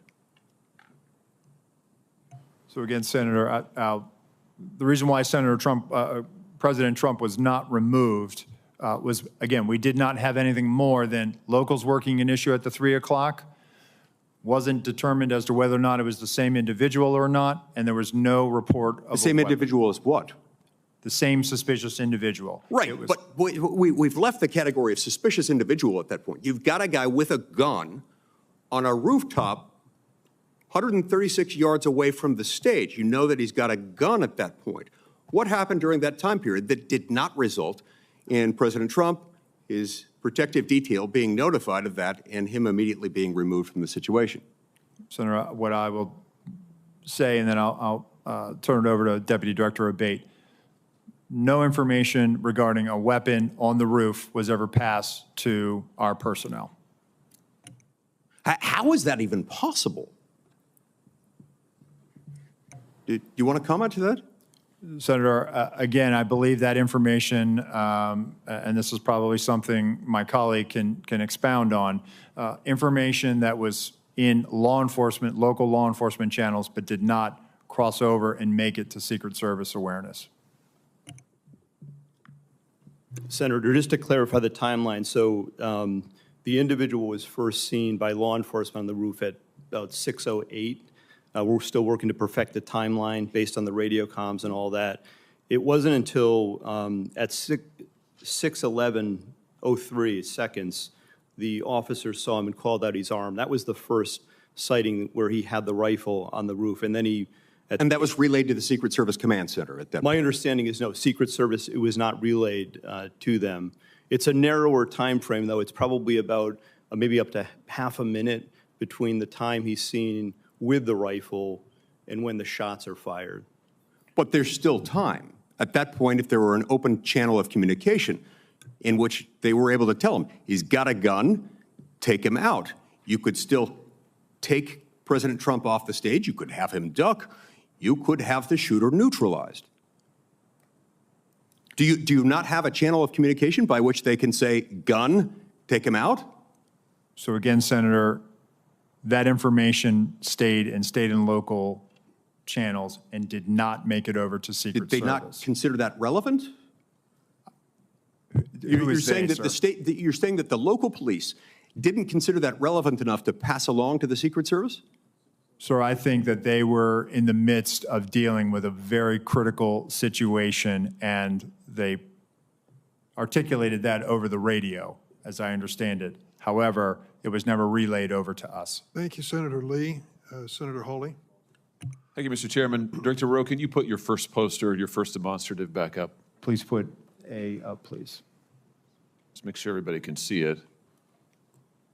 This is the photograph, I believe, that you took, your team took of the roof, the AGR roof. Yeah, that's the one.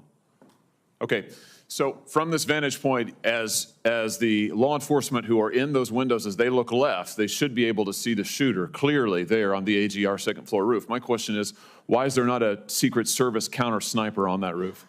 So, Senator, we're when we post up, our methodology is to look at things that can see in on our protectees so that they can provide that coverage. But why is there not a Secret Service counter sniper there with clear line of sight? That roof has a clear line of sight to the former president. Why didn't you put a Secret Service counter sniper there? The Secret Service's counter sniper role is to neutralize those threats that are looking in on us from where the protectee is, not necessarily You think maybe you might want to revise that protocol in light of what happened here? They were protecting the principal, and I think the principal got shot. I understand that, sir. So do you think you might want to revise the protocol? Let me ask you this. Who was the lead site agent who made the decision to leave the AGR building completely outside of the security perimeter? Who was that? Senator, I cannot give you that name. This person is operational. They're still doing investigations. They're still doing protective visits. Have they been relieved of duty?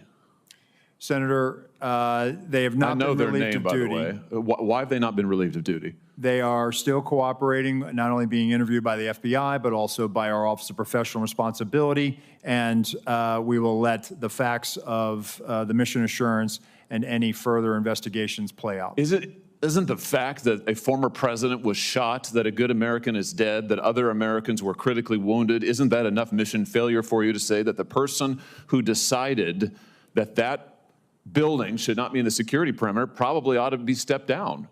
Senator, I think you're using the word decided, and I think we need to allow the investigation play out to include. Who did make the decision then? If it wasn't the lead site agent, who made the decision not to put that in the security perimeter? Senator, you're zeroing in on one particular agent. I want to find out exactly what was the entire decision process. So I think I want to be neutral and make sure that we get to the bottom of it and interview everybody in order to determine if there was more than one person who perhaps exercised bad judgment. Well, sure. My question is, why don't you relieve everybody of duty who made bad judgment? So yeah, you're right, I am zeroing in on somebody. I'm trying to find somebody who's accountable here. And you're telling me that the person who made the decision not to include this in the perimeter has not been relieved of duty. What about the person who's in charge of the interoperability of radio frequencies between local law enforcement and Secret Service? Has that person been relieved of duty? No, Senator, because interoperability is a challenge, is a greater challenge than just one person. On that day, we had a counterpart system. It failed As the spectacularly. person who made the decision to send Donald Trump onto stage knowing that you had a security situation, has that person been relieved of duty? No, sir, they haven't. Has the person who decided not to pull the former president off of stage when you knew that, in your words, the locals were working a serious security situation, has that person been relieved of duty? No, sir. Again, I refer you back to my original answer that we are investigating this through a mission assurance. And as opposed to zeroing in on one, what more do you need to investigate to know exactly what the what more do you need to investigate was. to know that there were critical enough failures that some individuals ought to be held accountable? I mean, what more do you need to know? What I need to know is exactly what happened, and I need my investigators to do their job. And I cannot. A lot of people didn't do their jobs. I cannot put my thumb on the scale. Otherwise, what do you mean put your thumb on the objective? You're asking me, Senator, to completely make a rush to judgment about somebody failing. I acknowledge this was a failure of the Secret Is it not Service. prima facie that somebody has failed? A former president was shot. Sir, this could have been our Texas school book depository. I have lost sleep over that for the last 17 days, Then just like you fire have. somebody to And I will hold tell them you, accountable. Senator, I will tell you, Senator, that I will not rush to judgment, that people will be held accountable, and I will do so with integrity and not rush to judgment and put people I can't believe unfairly that you persecuted. are unfairly persecuted. Unfairly, We've got people sir, who are we dead. have to be able to have a proper investigation into this, Senator. You said earlier that you've got to make sure that your protocols are followed, and unless there's a protocol violation, people wouldn't be disciplined. I would just say to you, I don't really care that much about your protocols. I think if your protocols don't provide for the fact that when a former president is shot, when an American is killed, when other rally-goers, innocent people who just showed up on the day, when they are shot at and critically wounded, if that isn't a protocol violation prima facie, you should revise your protocols. Senator, I think this is where you and I agree. This was a failure, and we will get to the bottom of it. Well, I hope you're going to do something about it. Let me ask you something else. The Real Clear Politics reports this morning that you were directly involved in denying additional security resources and personnel, including counter snipers, not just to this event, but over the last 2 years, that President Trump's team repeatedly asked for these additional resources, and you personally were involved in denying them. Is that true? Senator, as I stated earlier, that is not true. So you never denied any resources to former President Trump's team? No, not me. No, sir. And you weren't involved in any of that? You were never involved in the decision-making? No, sir, I was not. Let me ask you just one or two other things here quickly. Well, whistleblowers tell me that, in fact, law enforcement were stationed to be on that roof and that law enforcement abandoned their post because it was too hot. Is that accurate? Senator, I have heard that as well. Again, they posted up inside. And I think moving forward, as I said earlier, we're going to ensure that state and local counter snipers are on roofs. But do you know if someone was supposed to be on the roof? Do you know if someone was in fact? That's what the whistleblowers tells me. That may or may not be accurate. Do you know that to be the fact? Was somebody posted to the roof, local law enforcement or whomever? I do not know that to be a fact. Well, can I ask you why you don't know that? Again, Senator, we are looking at this, and they should have been on that roof.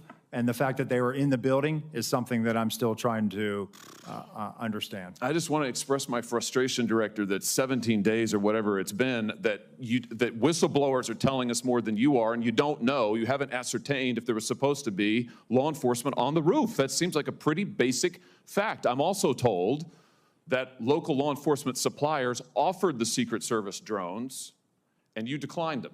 Is that true? So, Senator, one, I've been very transparent and forthcoming. Your agency has not been transparent and forthcoming, so please, let's not go there. I have been forthcoming, sir. That remains to be seen. You've been on the job a few days. So far, you've fired nobody. Now, the drones. Thank you, Were Senator. you offered drones? Senator So there Hawley. was an offer to fly a drone on that day. And why did you deny it? Again, I think the ability of local law enforcement to provide an asset, we probably should have taken them up on it if it was offered. Senator Cruz. Thank you, Mr. Chairman. Mr. Rowe, thank you for being here. I agree with what you said at the outset, that the individual Secret Service agents demonstrated remarkable personal courage, putting their bodies in between the line of sight of the shooter and the president. That being said, the bravery of the line agents is quite different from the decisions of Secret Service leadership. Secret Service leadership committed catastrophic security failures, indeed the worst security failures for the Secret Service since 1981, since the attempted assassination of President Ronald Reagan. It is incumbent upon this committee to determine why those security failures happened. Just after the shooting, Secret Service put out an official statement from your spokesperson that says there's an untrue assertion that a member of the former president's team requested additional security resources and that those were rebuffed. This is absolutely false. In fact, we added protective resources and technology and capabilities as part of the increased campaign travel tempo. Was this tweet accurate? With respect to Butler, Pennsylvania, it is accurate, sir. It is accurate that the Trump team had not asked for additional security and had not been rebuffed. If you're talking about Butler, Pennsylvania, all assets requested were approved. If you're talking about the media reporting of assets requested, there were times when assets were unavailable and not able to be filled, and those gaps were staffed with state and local law enforcement tactical assets. So I'm reading from the Washington Post, July 20th, 2024. Secret Service said to have denied requests for more security at Trump events. The opening paragraph, top officials of the U.S. Secret Service repeatedly denied requests for additional resources and personnel sought by Donald Trump's security detail in the 2 years leading up to his attempted assassination, according to 4 people familiar with the requests. Is that right, that repeatedly the Trump detail asked for more resources and repeatedly Secret Service leadership turned that down? That is not accurate, Senator. Assets are requested. There's a process that is made. And how many requests did the Trump team or the Trump detail ask for? I can get you that number in a queue. You don't know now. So I can speak to the ones that reported in the Washington Post, and we can go through them if you like. But you don't know how many requests there were. In general, how many requests since 2021 that the former Trump detail has made a request for assets? You've had 2 weeks. You had a spokesperson put something out that is false on its face. By the way, did you approve this statement when it went out? I don't know if I did or didn't, Senator. Has this spokesperson, is he still employed? Does he still have a job? He is still employed, Senator. So he lied on behalf of the Secret Service. He still has a job. Did your predecessor, the former director, did she approve this statement? Senator, our comms team, they send out statements. They do deconflict them and they put them out. Did she approve this statement? I don't know if she did or did not, Senator. And you don't know if you did either? I don't recall approving it, Senator. Will you commit to provide this committee in writing every written request for additional resources from the Trump campaign or the Trump detail and every response from Secret Service? Senator, I will commit to providing responses and getting you the information that you are seeking. Let me ask you something. And who makes the decision to deny those requests? Did you make that decision? Which requests? Are you talking about the ones that were in the Any Washington of them. Post? Yes. So the process, sir, is that a detail will make a request for either staffing, technical assets, that is handled between the field office and the detail. It goes up to a logistics office between our Okay, office so of there's a investi- bureaucracy. Is there a decision maker? It's not a bureaucracy, Senator. Give me It's the a person process. that's a decision maker. Is there one? Senator, it's a conversation. It's not just an absolute yay or nay. So let me tell you what I believe. I believe that the Secret Service leadership made a political decision to deny these requests. And I think the Biden administration has been suffused with partisan politics. Did the same person who denied the request for additional security to President Trump also repeatedly deny the request for security to Robert F. Kennedy Jr., whose father was murdered by an assassin and whose uncle was murdered by an assassin? Did the same person make that decision? Senator, what I will tell you is that Secret Service agents are not political. Okay, you're not answering my question. But you know what? Leadership appointed by the president, leadership appointed by the president is political. I have a simple question, yes or no. Did the same person deny the Trump request that also denied the RFK request? That's a yes or no question. Senator, that is not a yes or no question. One, there is a process for a candidate nominee to receive protection. Does the buck stop anywhere? Does the buck stop anywhere? Bipartisan process that the Hill participates in. It's a bicameral, bipartisan process. What cameral? For a candidate, you are not a Congress. You don't have a cameral. Mr. Kennedy submitted a request that was referred over to the CPAC. Okay, you're refusing to answer the question. Let me ask, because the failures on that day were catastrophic. By the way, is it true that on the day of the Butler event that Secret Service transferred agent from President Trump to the First Lady? No, sir, that's not true. That's been widely reported. It's not true. There was one airport agent that actually went on the manpower request for the Trump detail. They handled the arrival at the airport for the First Lady. What was the relative size of the Trump detail compared to the detail that is assigned to the President or the First Lady? Senator, the former president travels with a full shift, just like the president. What's so the exact same size? Is that your testimony that President Trump had the same size detail that President Biden has? On the day of in Butler, the agents surrounding him, it is the same number of agents surrounding the president today. There is a difference between a sitting president who also not only Hold on, you're using president in a way that is not clear. Is it your testimony that in Butler, Pennsylvania, Donald Trump had the same number of agents protecting him that Joe Biden has at a comparable event? I'm telling you the shift, the close protection shift surrounding. That's a yes what or you no. asked me, Senator, and I'm trying to answer it. You are not answering it. Is it the same number of agents or not? Senator, there is a difference between the sitting president of the United States. Then what's the difference? The difference? 2x, 3x, 5x, National 10x? Command Authority to launch a nuclear strike, sir. I'm not there are other asking assets how many that more travel with agents? the president that Sir, the former president sir, will you are not get. refusing to but answer the number straight. of Secret Service Sir, agents protecting him. Stop interrupting me. Go ahead, You Senator. are refusing to answer clear and direct questions. I am asking the relative difference in the number of agents between those assigned to Donald Trump and those assigned to Joe Biden. I'm not asking why you assign more to Joe Biden. I'm asking, is the difference, is it 2x? Is it 3x? Is it 5x? Is it 10x? Senator, I will get you that number so you can see it with your own eyes. Senator Marshall, you're recognized for your questions.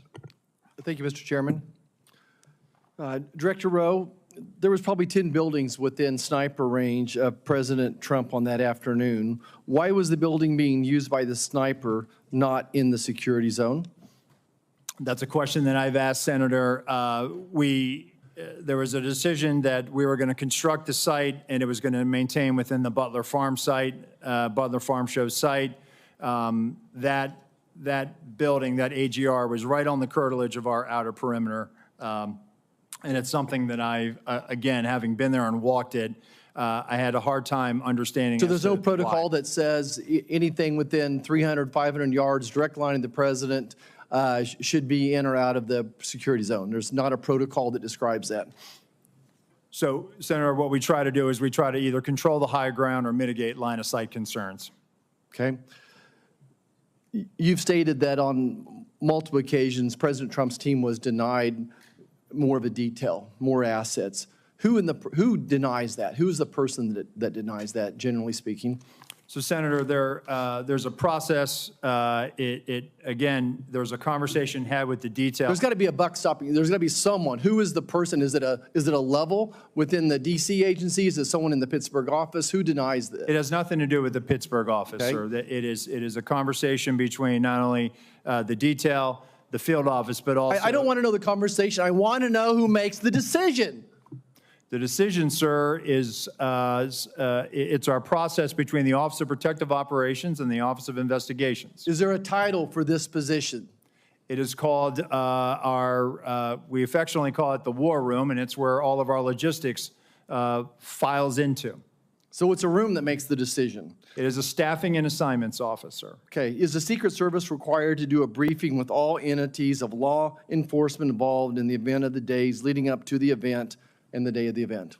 We do a police meeting, sir, where we start the initial So it's required. process. Is it required? Is it part of your standard operating procedure? The police meeting is what initiates the advance, and that is what is required. Was this meeting held on that day? The police meeting took place on the days prior to that.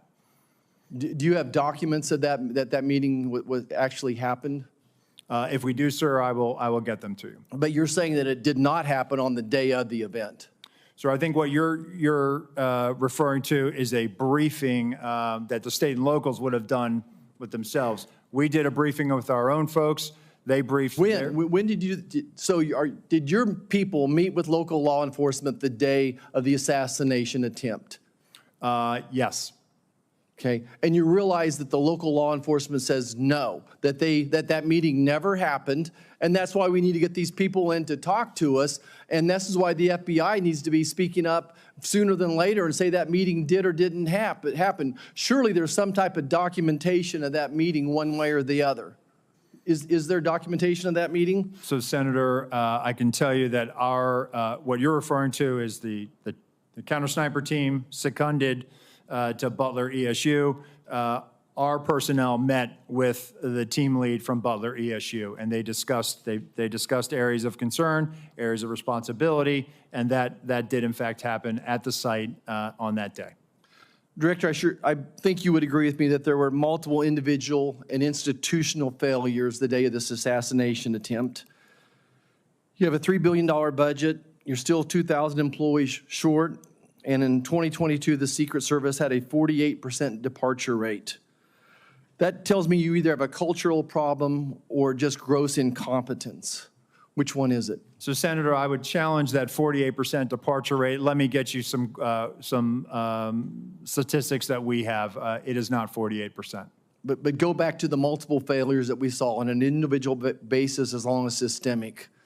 I think it proves that there's either incompetence or some type of a cultural problem within the SS. So, Senator, I know you're not calling our workforce incompetent, and I know we do not have a cultural problem. If anything, we are dedicated to making sure that we don't have mission failure. And let me get you the hiring numbers that we have, because I think you will actually see that, no, we've actually done very well fairly recently with trying to make sure that we have the numbers that we need. Of course, we need more people. Everybody does. But let me get you those numbers, and I think let your own eyes Would you see. also disagree with me when it's reported that almost 50% of the rank and file officers don't trust leadership within the Secret Service? Senator, I think it's the right of every worker to talk bad about their boss. Thank you. I yield back. Senator Hirono, you're recognized for your questions. Thank you, Mr. Chairman. Clearly, there is a lot that the Secret Service has to answer for in this stunning security failure. But I do want to follow up on Mr. Abbate's testimony that an online profile of the shooter may have been found, and you said it contains anti-Semitic and anti-immigrant postings. Can you elaborate? Have you found anything further in the shooter's profile? Senator, this was just discovered, as I mentioned, and it's being closely analyzed right now. We need to verify that it is, in fact, that it belonged to the now deceased shooter and that he made these comments. So that's why I felt it important in the interest of transparency to share that here, but add the caveat that we still have a lot of work to do, which we're working on quickly to determine that. It's of importance, I think, because if it is, in fact, the shooter that posted these comments, it's the first real indication where he's expressing what are described as extremist views and talking about political violence. I take it that once you determine that it was, in fact, the shooter who posted these kinds of comments, that you will let the public know as well as this committee?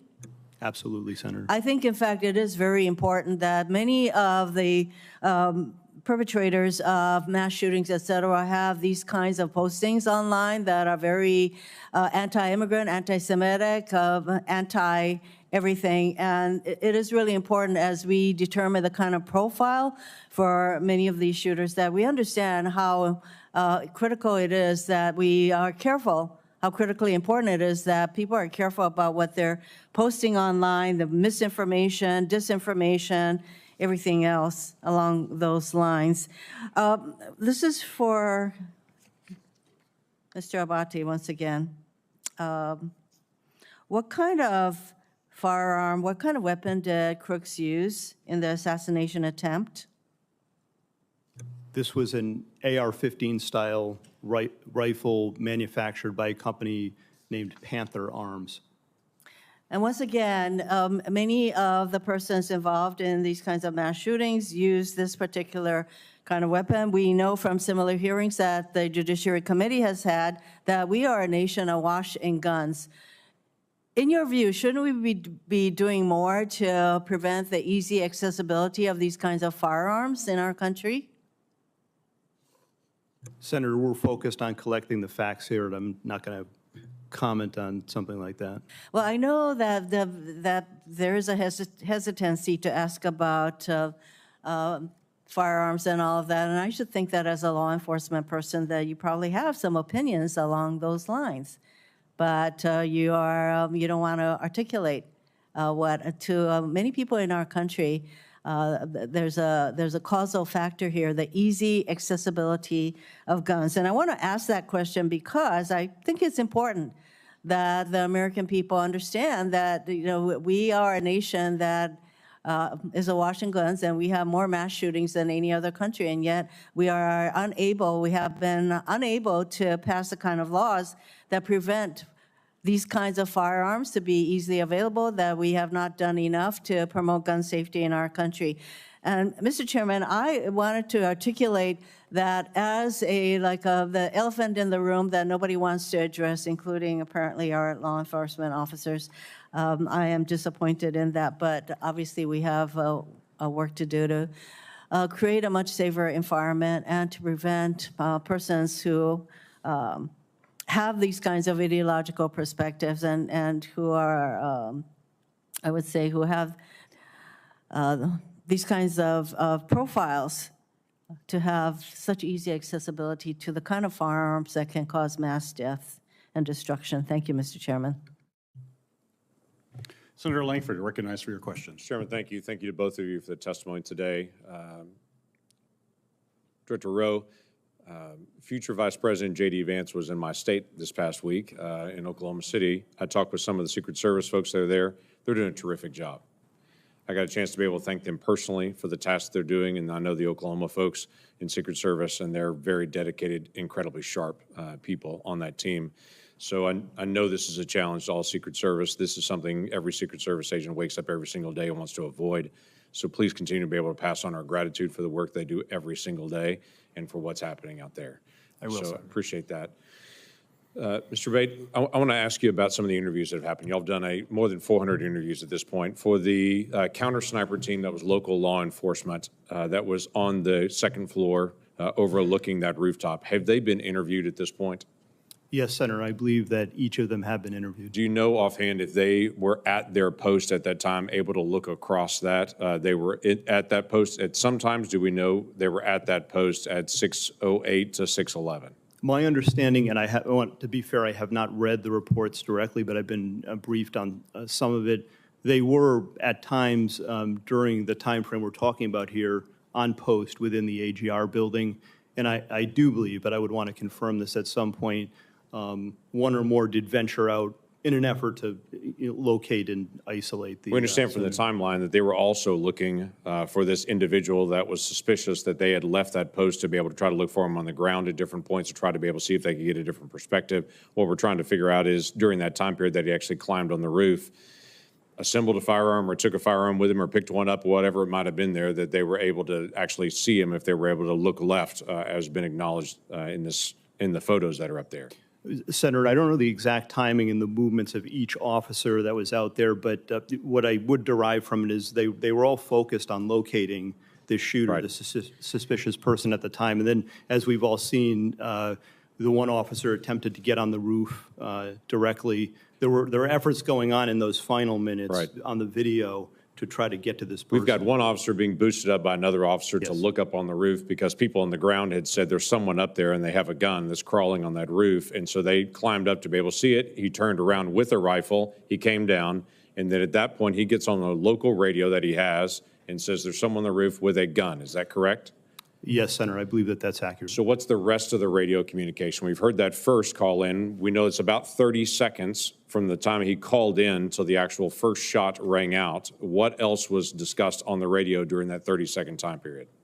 Senator, we have the radio communications. The local radio communications were recorded and captured, and we do have that as part of the investigation. The key points to me, that local officer communicating that he sees the individuals, he's armed, that's at about 6:11 in some seconds, I think it's 3 seconds, and then he identifies it as a long gun at about 6:11 and 11 seconds. And the shots, which all happen quickly together, I believe happen within probably 30 seconds. So we're talking about over the radio because there's a command center there Yes. where all radios, including the local, are all being listened to try to be able to review. There's a statement that has the word gun in it that's coming out across that radio. We only know that first communication. We don't know what came back and forth on that. We'd like to get transcripts of that conversation that was done in local law enforcement. But coming into that command center, there's also the word gun coming through one of the radio frequencies. I would think that would be communicated pretty quickly to everybody across the spectrum. 30 seconds is not long, but that's an NFL play plus a huddle plus the next play. I mean, Yes, that's quite a bit of time still to be able to respond. When Secret Service moved to be able to protect the president once the first shots were fired, within 2 seconds, they're gathered around him. So trying to be able to figure out where the word gun got lost in radio communication here and what else was said. Certainly, we will share the communications with you and the committees, Senator. I will note, just from my notes, there was effort within those minutes and seconds once the gun was announced. There's other communications where the local police are talking about deploying a QRF and responding, and that they've got the building surrounded. So it's not in a void. I don't want to give you the misimpression. Right, I understand, but typically, I would assume for Secret Service, if they hear over the radio over something gun, they're moving to be able to protect the detailee, the person they're protecting at that point, the protectee, that they're moving pretty quickly at that point if that's what's actually coming out. And so that's what I'm trying to be able to figure out, how that didn't get communicated out to the people that were directly in front of the former president at that point. And the last question I'd have, I only have a second left, is just, was there any overhead drone? We've talked about counter drone, but any visibility that Secret Service had to be able to see the field and all the operation in their own ability? No, sir. And as was asked by another senator earlier, it appears that there was an offer by a state or local agency to fly a drone on our behalf, and I'm getting to the bottom as to why we turned that down. Okay, thank you. Senator Kennedy, you're recognized for your questions. Thank you, Mr. Chairman. Mr. Abbate, am I saying your name right? Yes, Senator, thank you. You are the Deputy Director of the FBI, is that correct? Yes, Senator. Is there any doubt in your mind or in the collective mind of the FBI that President Trump was shot in the ear by a bullet fired by the assassin crooks? Senator, there is absolutely no doubt in the FBI's mind whether former President Trump was hit with a bullet and wounded in the ear. No doubt, there never has been. Okay. I've been part of this investigation since the very beginning, and that has never been raised. You're sure?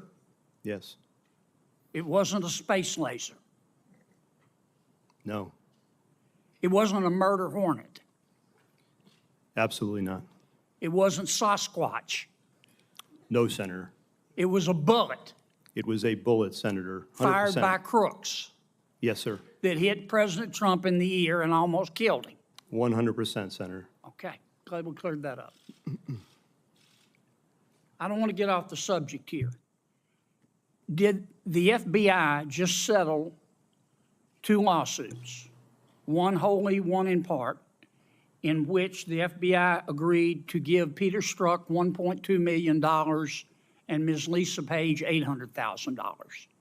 It's my understanding, Senator, that the Department of Justice was involved in that, not the FBI. The FBI had nothing to do with it? There may have been consultation with our general counsel's office, but Does the FBI have to sign off on it? I don't know the answer to that. I don't believe so, but I would want to confirm that. I would like you to, this would be the same Lisa Page who said to Mr. Strzok, quote, "Trump's not ever going to become president, right? Right?" To which Mr. Strzok said, quote, "No, he won't. We will stop it." That's the Peter Strzok and Lisa Page I'm talking about. I need to know if the FBI signed off on this lawsuit. We will on get this that settlement. answer for you, Senator. And then I need to know who signed off on it. Did you sign off on it?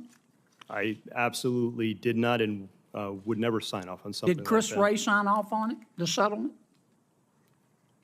I don't believe he did. Okay. Did any, you don't know what? Nor do I think he would have. You need to let me know who signed off on this, if anyone at the FBI.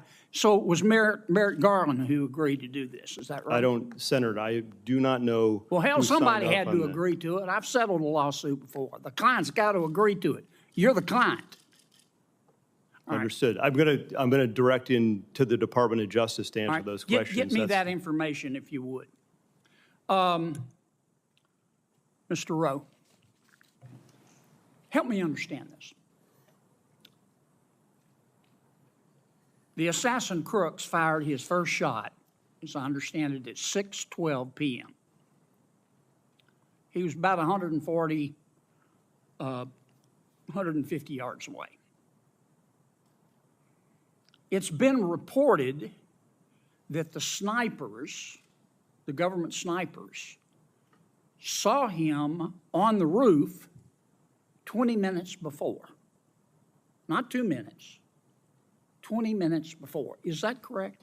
Senator, that's first time I'm hearing this. That is not correct based on the information I have right now, sir. Well, when did the FBI snipers see him on the roof?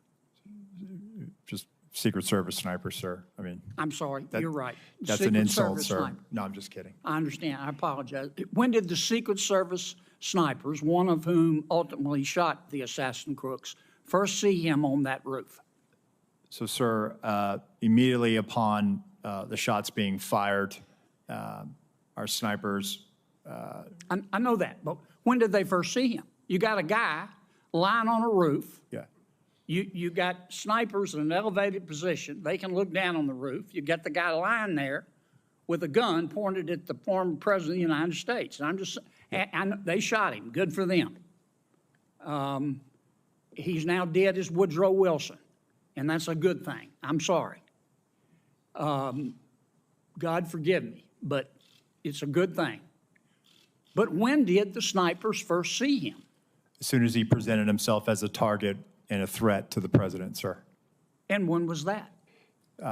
He fires initially a volley. I believe it was 3 shots. No, he fired at 6:12 p.m.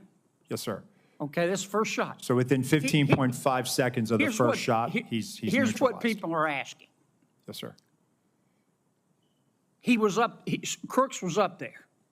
The snipers at some point saw him, Yes, sir. our snipers, because they killed him. Yes, sir. When did they first see him? It has been reported repeatedly that the snipers first saw him 20 minutes before. That's more than a quarter in an NFL football game. Yes, sir. Do you don't know the answer? So to I that? do know the answer, sir. I'm telling you that. What is the answer? No, When they did not see him. They only They never saw him. No, sir. Well, They did not. how could they not see the guy? How could they not see him? They're in an elevated position. They're checking rooftops. They're looking around. Yes, There's sir. 2 government snipers. How could they not see him? There he was, big as Dallas, lying there with a gun, pointed at the president. How could they not see him? I believe he was obscured by that roof, sir. He did not pop up. The roof is flat with ridges. He's below the line where they would have seen him, sir. There is he did have concealment. I'm not going to say it's cover. He did have concealment, and then ultimately gets into firing position and fires. And within 15.5 seconds of his first shot, he's neutralized. All right, I've gone way over. You gentlemen need to answer these questions. Mr. Deputy Director, get me that information about those lawsuits. Senator Rosen, you recognize for your questions. Thank you, Chair Peters, and Ranking Member Paul for holding this important hearing on the attempted assassination of former President Trump. I am grateful for everyone's service and dedication. However, it's critical that this committee get to the bottom of what happened that day so that we can prevent any future catastrophic security failures and ensure that nothing like this happens again. And so, Director Rowe, given that the event took place in a rural area, we've talked a lot about connectivity issues. Was law enforcement at a disadvantage due to a lack of or limited connectivity? And why has the Secret Service not adopted a dedicated satellite-enabled Wi-Fi connection, which would facilitate integrated communication, enable device connectivity to include drones, and allowing for the sharing of real-time intelligence? So, Senator, thank you for that question. So, based on what I've seen, that radio connectivity, cellular was an issue that day. With respect to the satellite broadband, that is something that I've tasked our CIO, and then we're getting some support from the Department of Homeland Security on. So we will start to leverage whatever asset we have to ensure that connectivity. Well, I can tell you that we have those SEER ratings in Homeland Security, those special event ratings that we have for things like the Super Bowl. We have it a lot in Las Vegas, and they do bring these mobile units to be sure that we have all the dedicated Wi-Fi cell service and integration that is absolutely necessary for securing a huge event. And so I look forward to hearing about that. Thank you. I want to talk a little bit about intelligence for lone wolf actors, because although we have not been made aware of any specific intelligence the Secret Service or others had in the shooter before the event, we do know that we have intel on Iranian threats against the former president.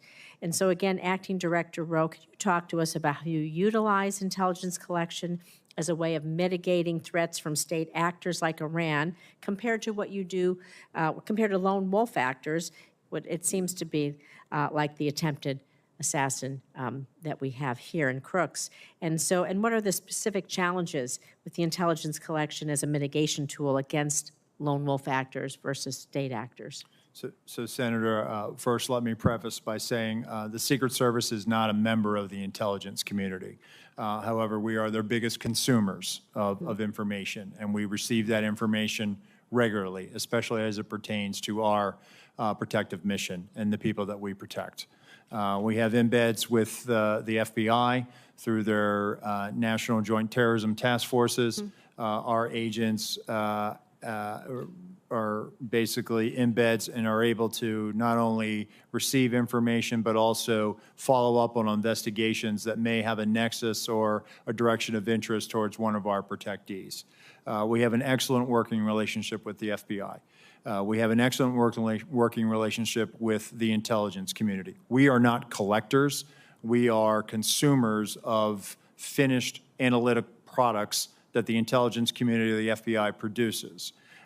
We ingest them, and then we use that to adjust our protective posture. And we do this daily, weekly, all of the time. And it's not only for protectees, but also the events and sites that we protect on a permanent or temporary basis.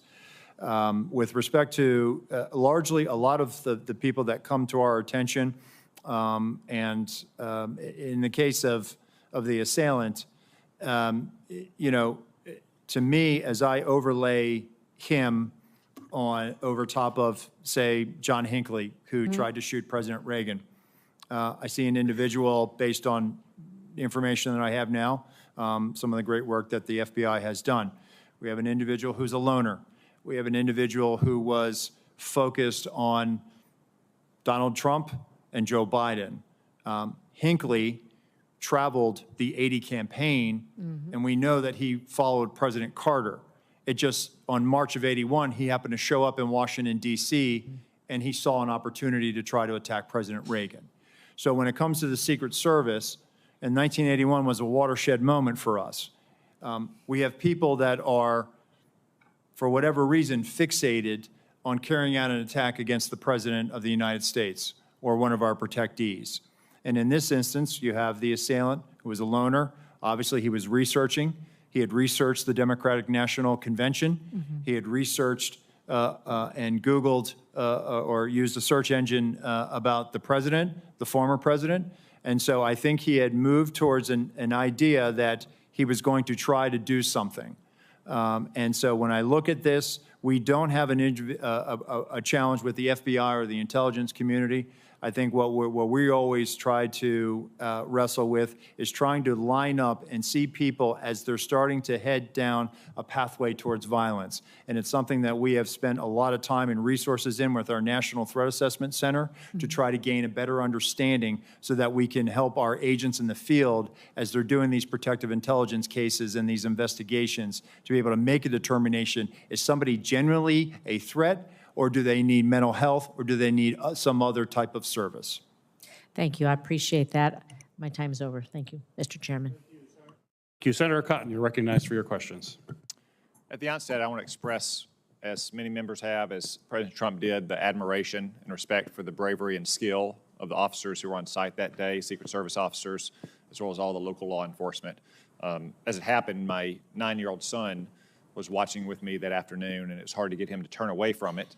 And he asked who all those men and women were who jumped on Mr. Trump. And I said, in layman's terms, those are his bodyguards. And he said, what are they doing? I said, they're protecting him from a bullet. And he said, actually? And I said, yes. He said, for real? And I said, yes. And it was hard for him to process that. But as a reminder, I told him that there are men and women in the Secret Service, in law enforcement, in the military who are willing to die for our country. And it's an important lesson, I think, that everyone should take away from this, that you had very brave men and women on the ground there who were doing their job to protect this country, to protect a former president and a nominee for president, as they do every day for so many other protectees. Obviously, there were failures in the planning and preparation for this event. Mr. Rowe, we've heard that the shooter had a golf rangefinder. Was that not on the list of prohibited items at an event like this? Currently, it is not on the list of prohibitive items, but we're going to make that change, Senator. John Kennedy can't get into an LSU football game with a flask. Yeah, I can. Well, he probably can, but he's not supposed to. It just seems like common sense that you don't need a laser rangefinder at an event like this. And it feels like that a lot of that was just the lack of common sense being exercised. Are officers not empowered on the front line to use common sense to say, like, if a guy has a laser rangefinder, he should be detained, or at least stopped and asked why he's carrying it around. If you have a building like this that's not secure from 150 meters away, someone, even the front line, lowest level, most junior officer should be able to kind of like send up the red flag immediately and say, like, we need to halt everything right now and figure out what the hell is going on. I mean, do officers not feel empowered to use that kind of common sense? I would hope they would, Senator. I can tell you from our uniform division officers that run our magnetometer screening, they do a tremendous job. And even though something may or may not be on the prohibitive items list, they are well trained and they do exercise that good common sense. And you want this important message. Okay, I want every one of your officers all around the country to hear that their acting director wants them to exercise common sense. It doesn't have to be policy or protocol or procedure. They should exercise common sense. Thank you for that. So it was reported right before Ms. Cheadle's hearing last week that, in fact, President Trump's detail had requested more resources and those had been denied. She said that she did not deny those resources. You've testified this morning that you did not either. So who did? I mean, the Secret Service is not the post office. It's not this vast bureaucracy. Right. Like, I'm not surprised to hear that you knew the counter sniper. It's a small agency, and you have a lot of career officers. Like, surely you've gotten to the bottom by now of on whose desk this request landed and who denied it. So, Senator, sometimes when they make a request, they may not have the asset available. For example, there may be, instead of, the detail may say, hey, we want 15 magnetometers. What we'll look at it based on what the event size, we'll say, hey, listen, we're going to send 10 based on our protocols of screening so many. We have a flow rate of how many people we can put through. When it comes to a counter sniper or something like that, because I know that's been the subject of some media reporting where they have requested counter snipers. We do have a finite number of counter snipers. And so what we try to do is if we cannot fill that asset, and that's where we'll say, hey, we can't fill this assignment. However, through the field office, they will use local law enforcement resources. And so in those situations, for example, in the one that has been the subject of a lot of reporting with Pickens, South Carolina, they in fact did use local assets to be able to do that. And there were 3 counter sniper teams. One of them was formerly with the Secret Service Uniform Division. And so they actually used the same practices that we use. So it's not that there was a drop in the capability. They actually used the best practices that we would use. So the asset may be denied by Secret Service between the war room and that conversation with the detail in the field, but that doesn't equate to a vulnerability or a gap. Okay, one final question about the Iran threat. As you know, Iran made credible threats against several former Trump administration officials, many of whom still have government-provided security details to this day. Ms. Cheadle removed Secret Service protection from Robert O'Brien last year. Were you involved in that decision? So, Senator, he was a memorandum protectee. Meaning that the president authorized protection for him. We do not weigh in on who gets protection. Why? So you're still protecting some others. I won't reveal their names. You are still protecting others, and other personal security offices in the federal government are protecting others. Other officials don't reveal their names. Like who made the decision that Robert O'Brien no longer needed a security detail, despite Iran's ongoing credible threats. So I can tell you, sir, it wasn't the Secret Service. We don't factor into that decision. Can you take a look at why that happened now that you're in charge and consider the possibility that he might still need that protection, given all of his counterparts in the Trump administration still have protection? I will do so, Senator. And And just go ahead. no, you go ahead. Go ahead. I would have said, like, again, I'm not going to reveal the protective details, but I'm pretty confident that the agency can get this done. And I think it needs to get done if you look at the kind of ongoing threats that he and all these others face. Yeah, I will, sir. Despite all the resource constraints we've talked about today, he's not the President of the United States. He doesn't have an 18-car motorcade, nor do any of the others. I think he needs that protective detail. And now that you're in charge, I'm asking you to take a new look at that and also talk to your supervisors inside the department about whether you can spare just that small, limited amount of resources, okay? Senator Welch, you're recognized for your question. I will, sir. Thank you very much. You know, there's, first of all, thank you both for the tremendous work you do and for all the folks behind you and under you. So thank you for that. I kind of want to follow up a little bit on Senator Cotton. You know, there's three issues that have been raised. One is the selection of who gets protection, and you've addressed that just now. The other is whether it's a budget issue, which I don't necessarily think it is. But then there's the operational question. Was this an operational failure? And it appears to me that's where the focus should be. And one of the issues on the operations is the capacity of people who are part of the team, both Secret Service and also the local law enforcement, their capacity to act on what they see. And this is what Senator Cotton, I think, was talking about with common sense. You know, you mentioned that the sniper was authorized immediately to act. He wasn't checking in with anyone, right? And he took out the shooter as quickly as he could. But according to the timeline, you had local law enforcement captured 2 photographs of the shooter at 5:10. At 5:32, local law enforcement officers spot a suspicious person who turned out to be the shooter with a phone and a rangefinder. At 5:46, the alert was so significant that snipers text photo of the shooter from where he was initially spotted to the USS lead sniper. I mean, how is it that where you had these experienced law enforcement people who understood the gravity of the responsibility of protecting the presidential candidate, the former president, none of these actionable observations resulted in action? I'll direct that first to you, Deputy Director Abbate. Thank you, Senator. From the FBI standpoint, we're simply collecting the facts. We've interviewed most of the officers. Now we'll end up interviewing all of them. Okay, we'll go to Assistant Director or Acting Director Rowe. So on that, Senator, I think there was a sense of this guy is standing out, and that's why he came to the attention of local law enforcement. No, I get that. That's my point. Right. He did stand out. Correct. But nothing happened. I Well, mean, there were alerts, There were but there alerts. was like, you've got somebody suspicious. Why didn't somebody go interact with the suspicious person, like right away?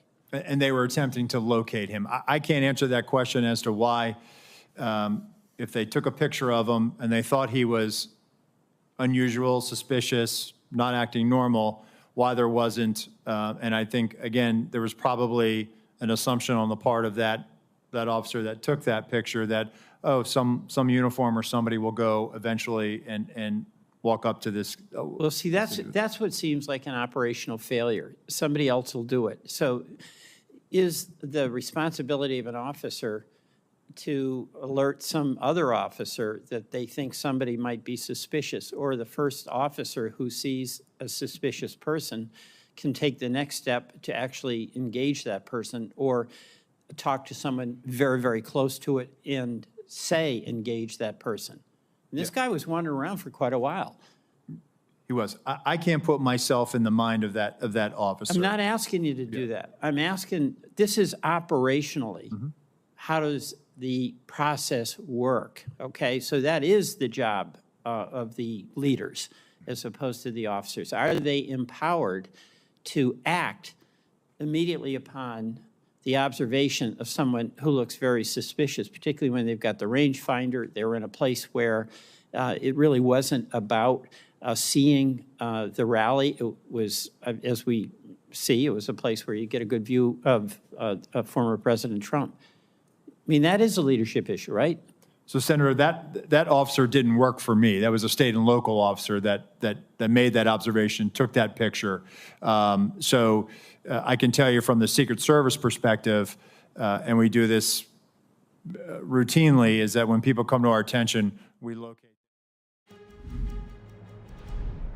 That's the end of our live special coverage of the testimonies of Acting Secret Service Director Ronald Rowe and FBI Deputy Director Paul Abbate before a joint Senate panel.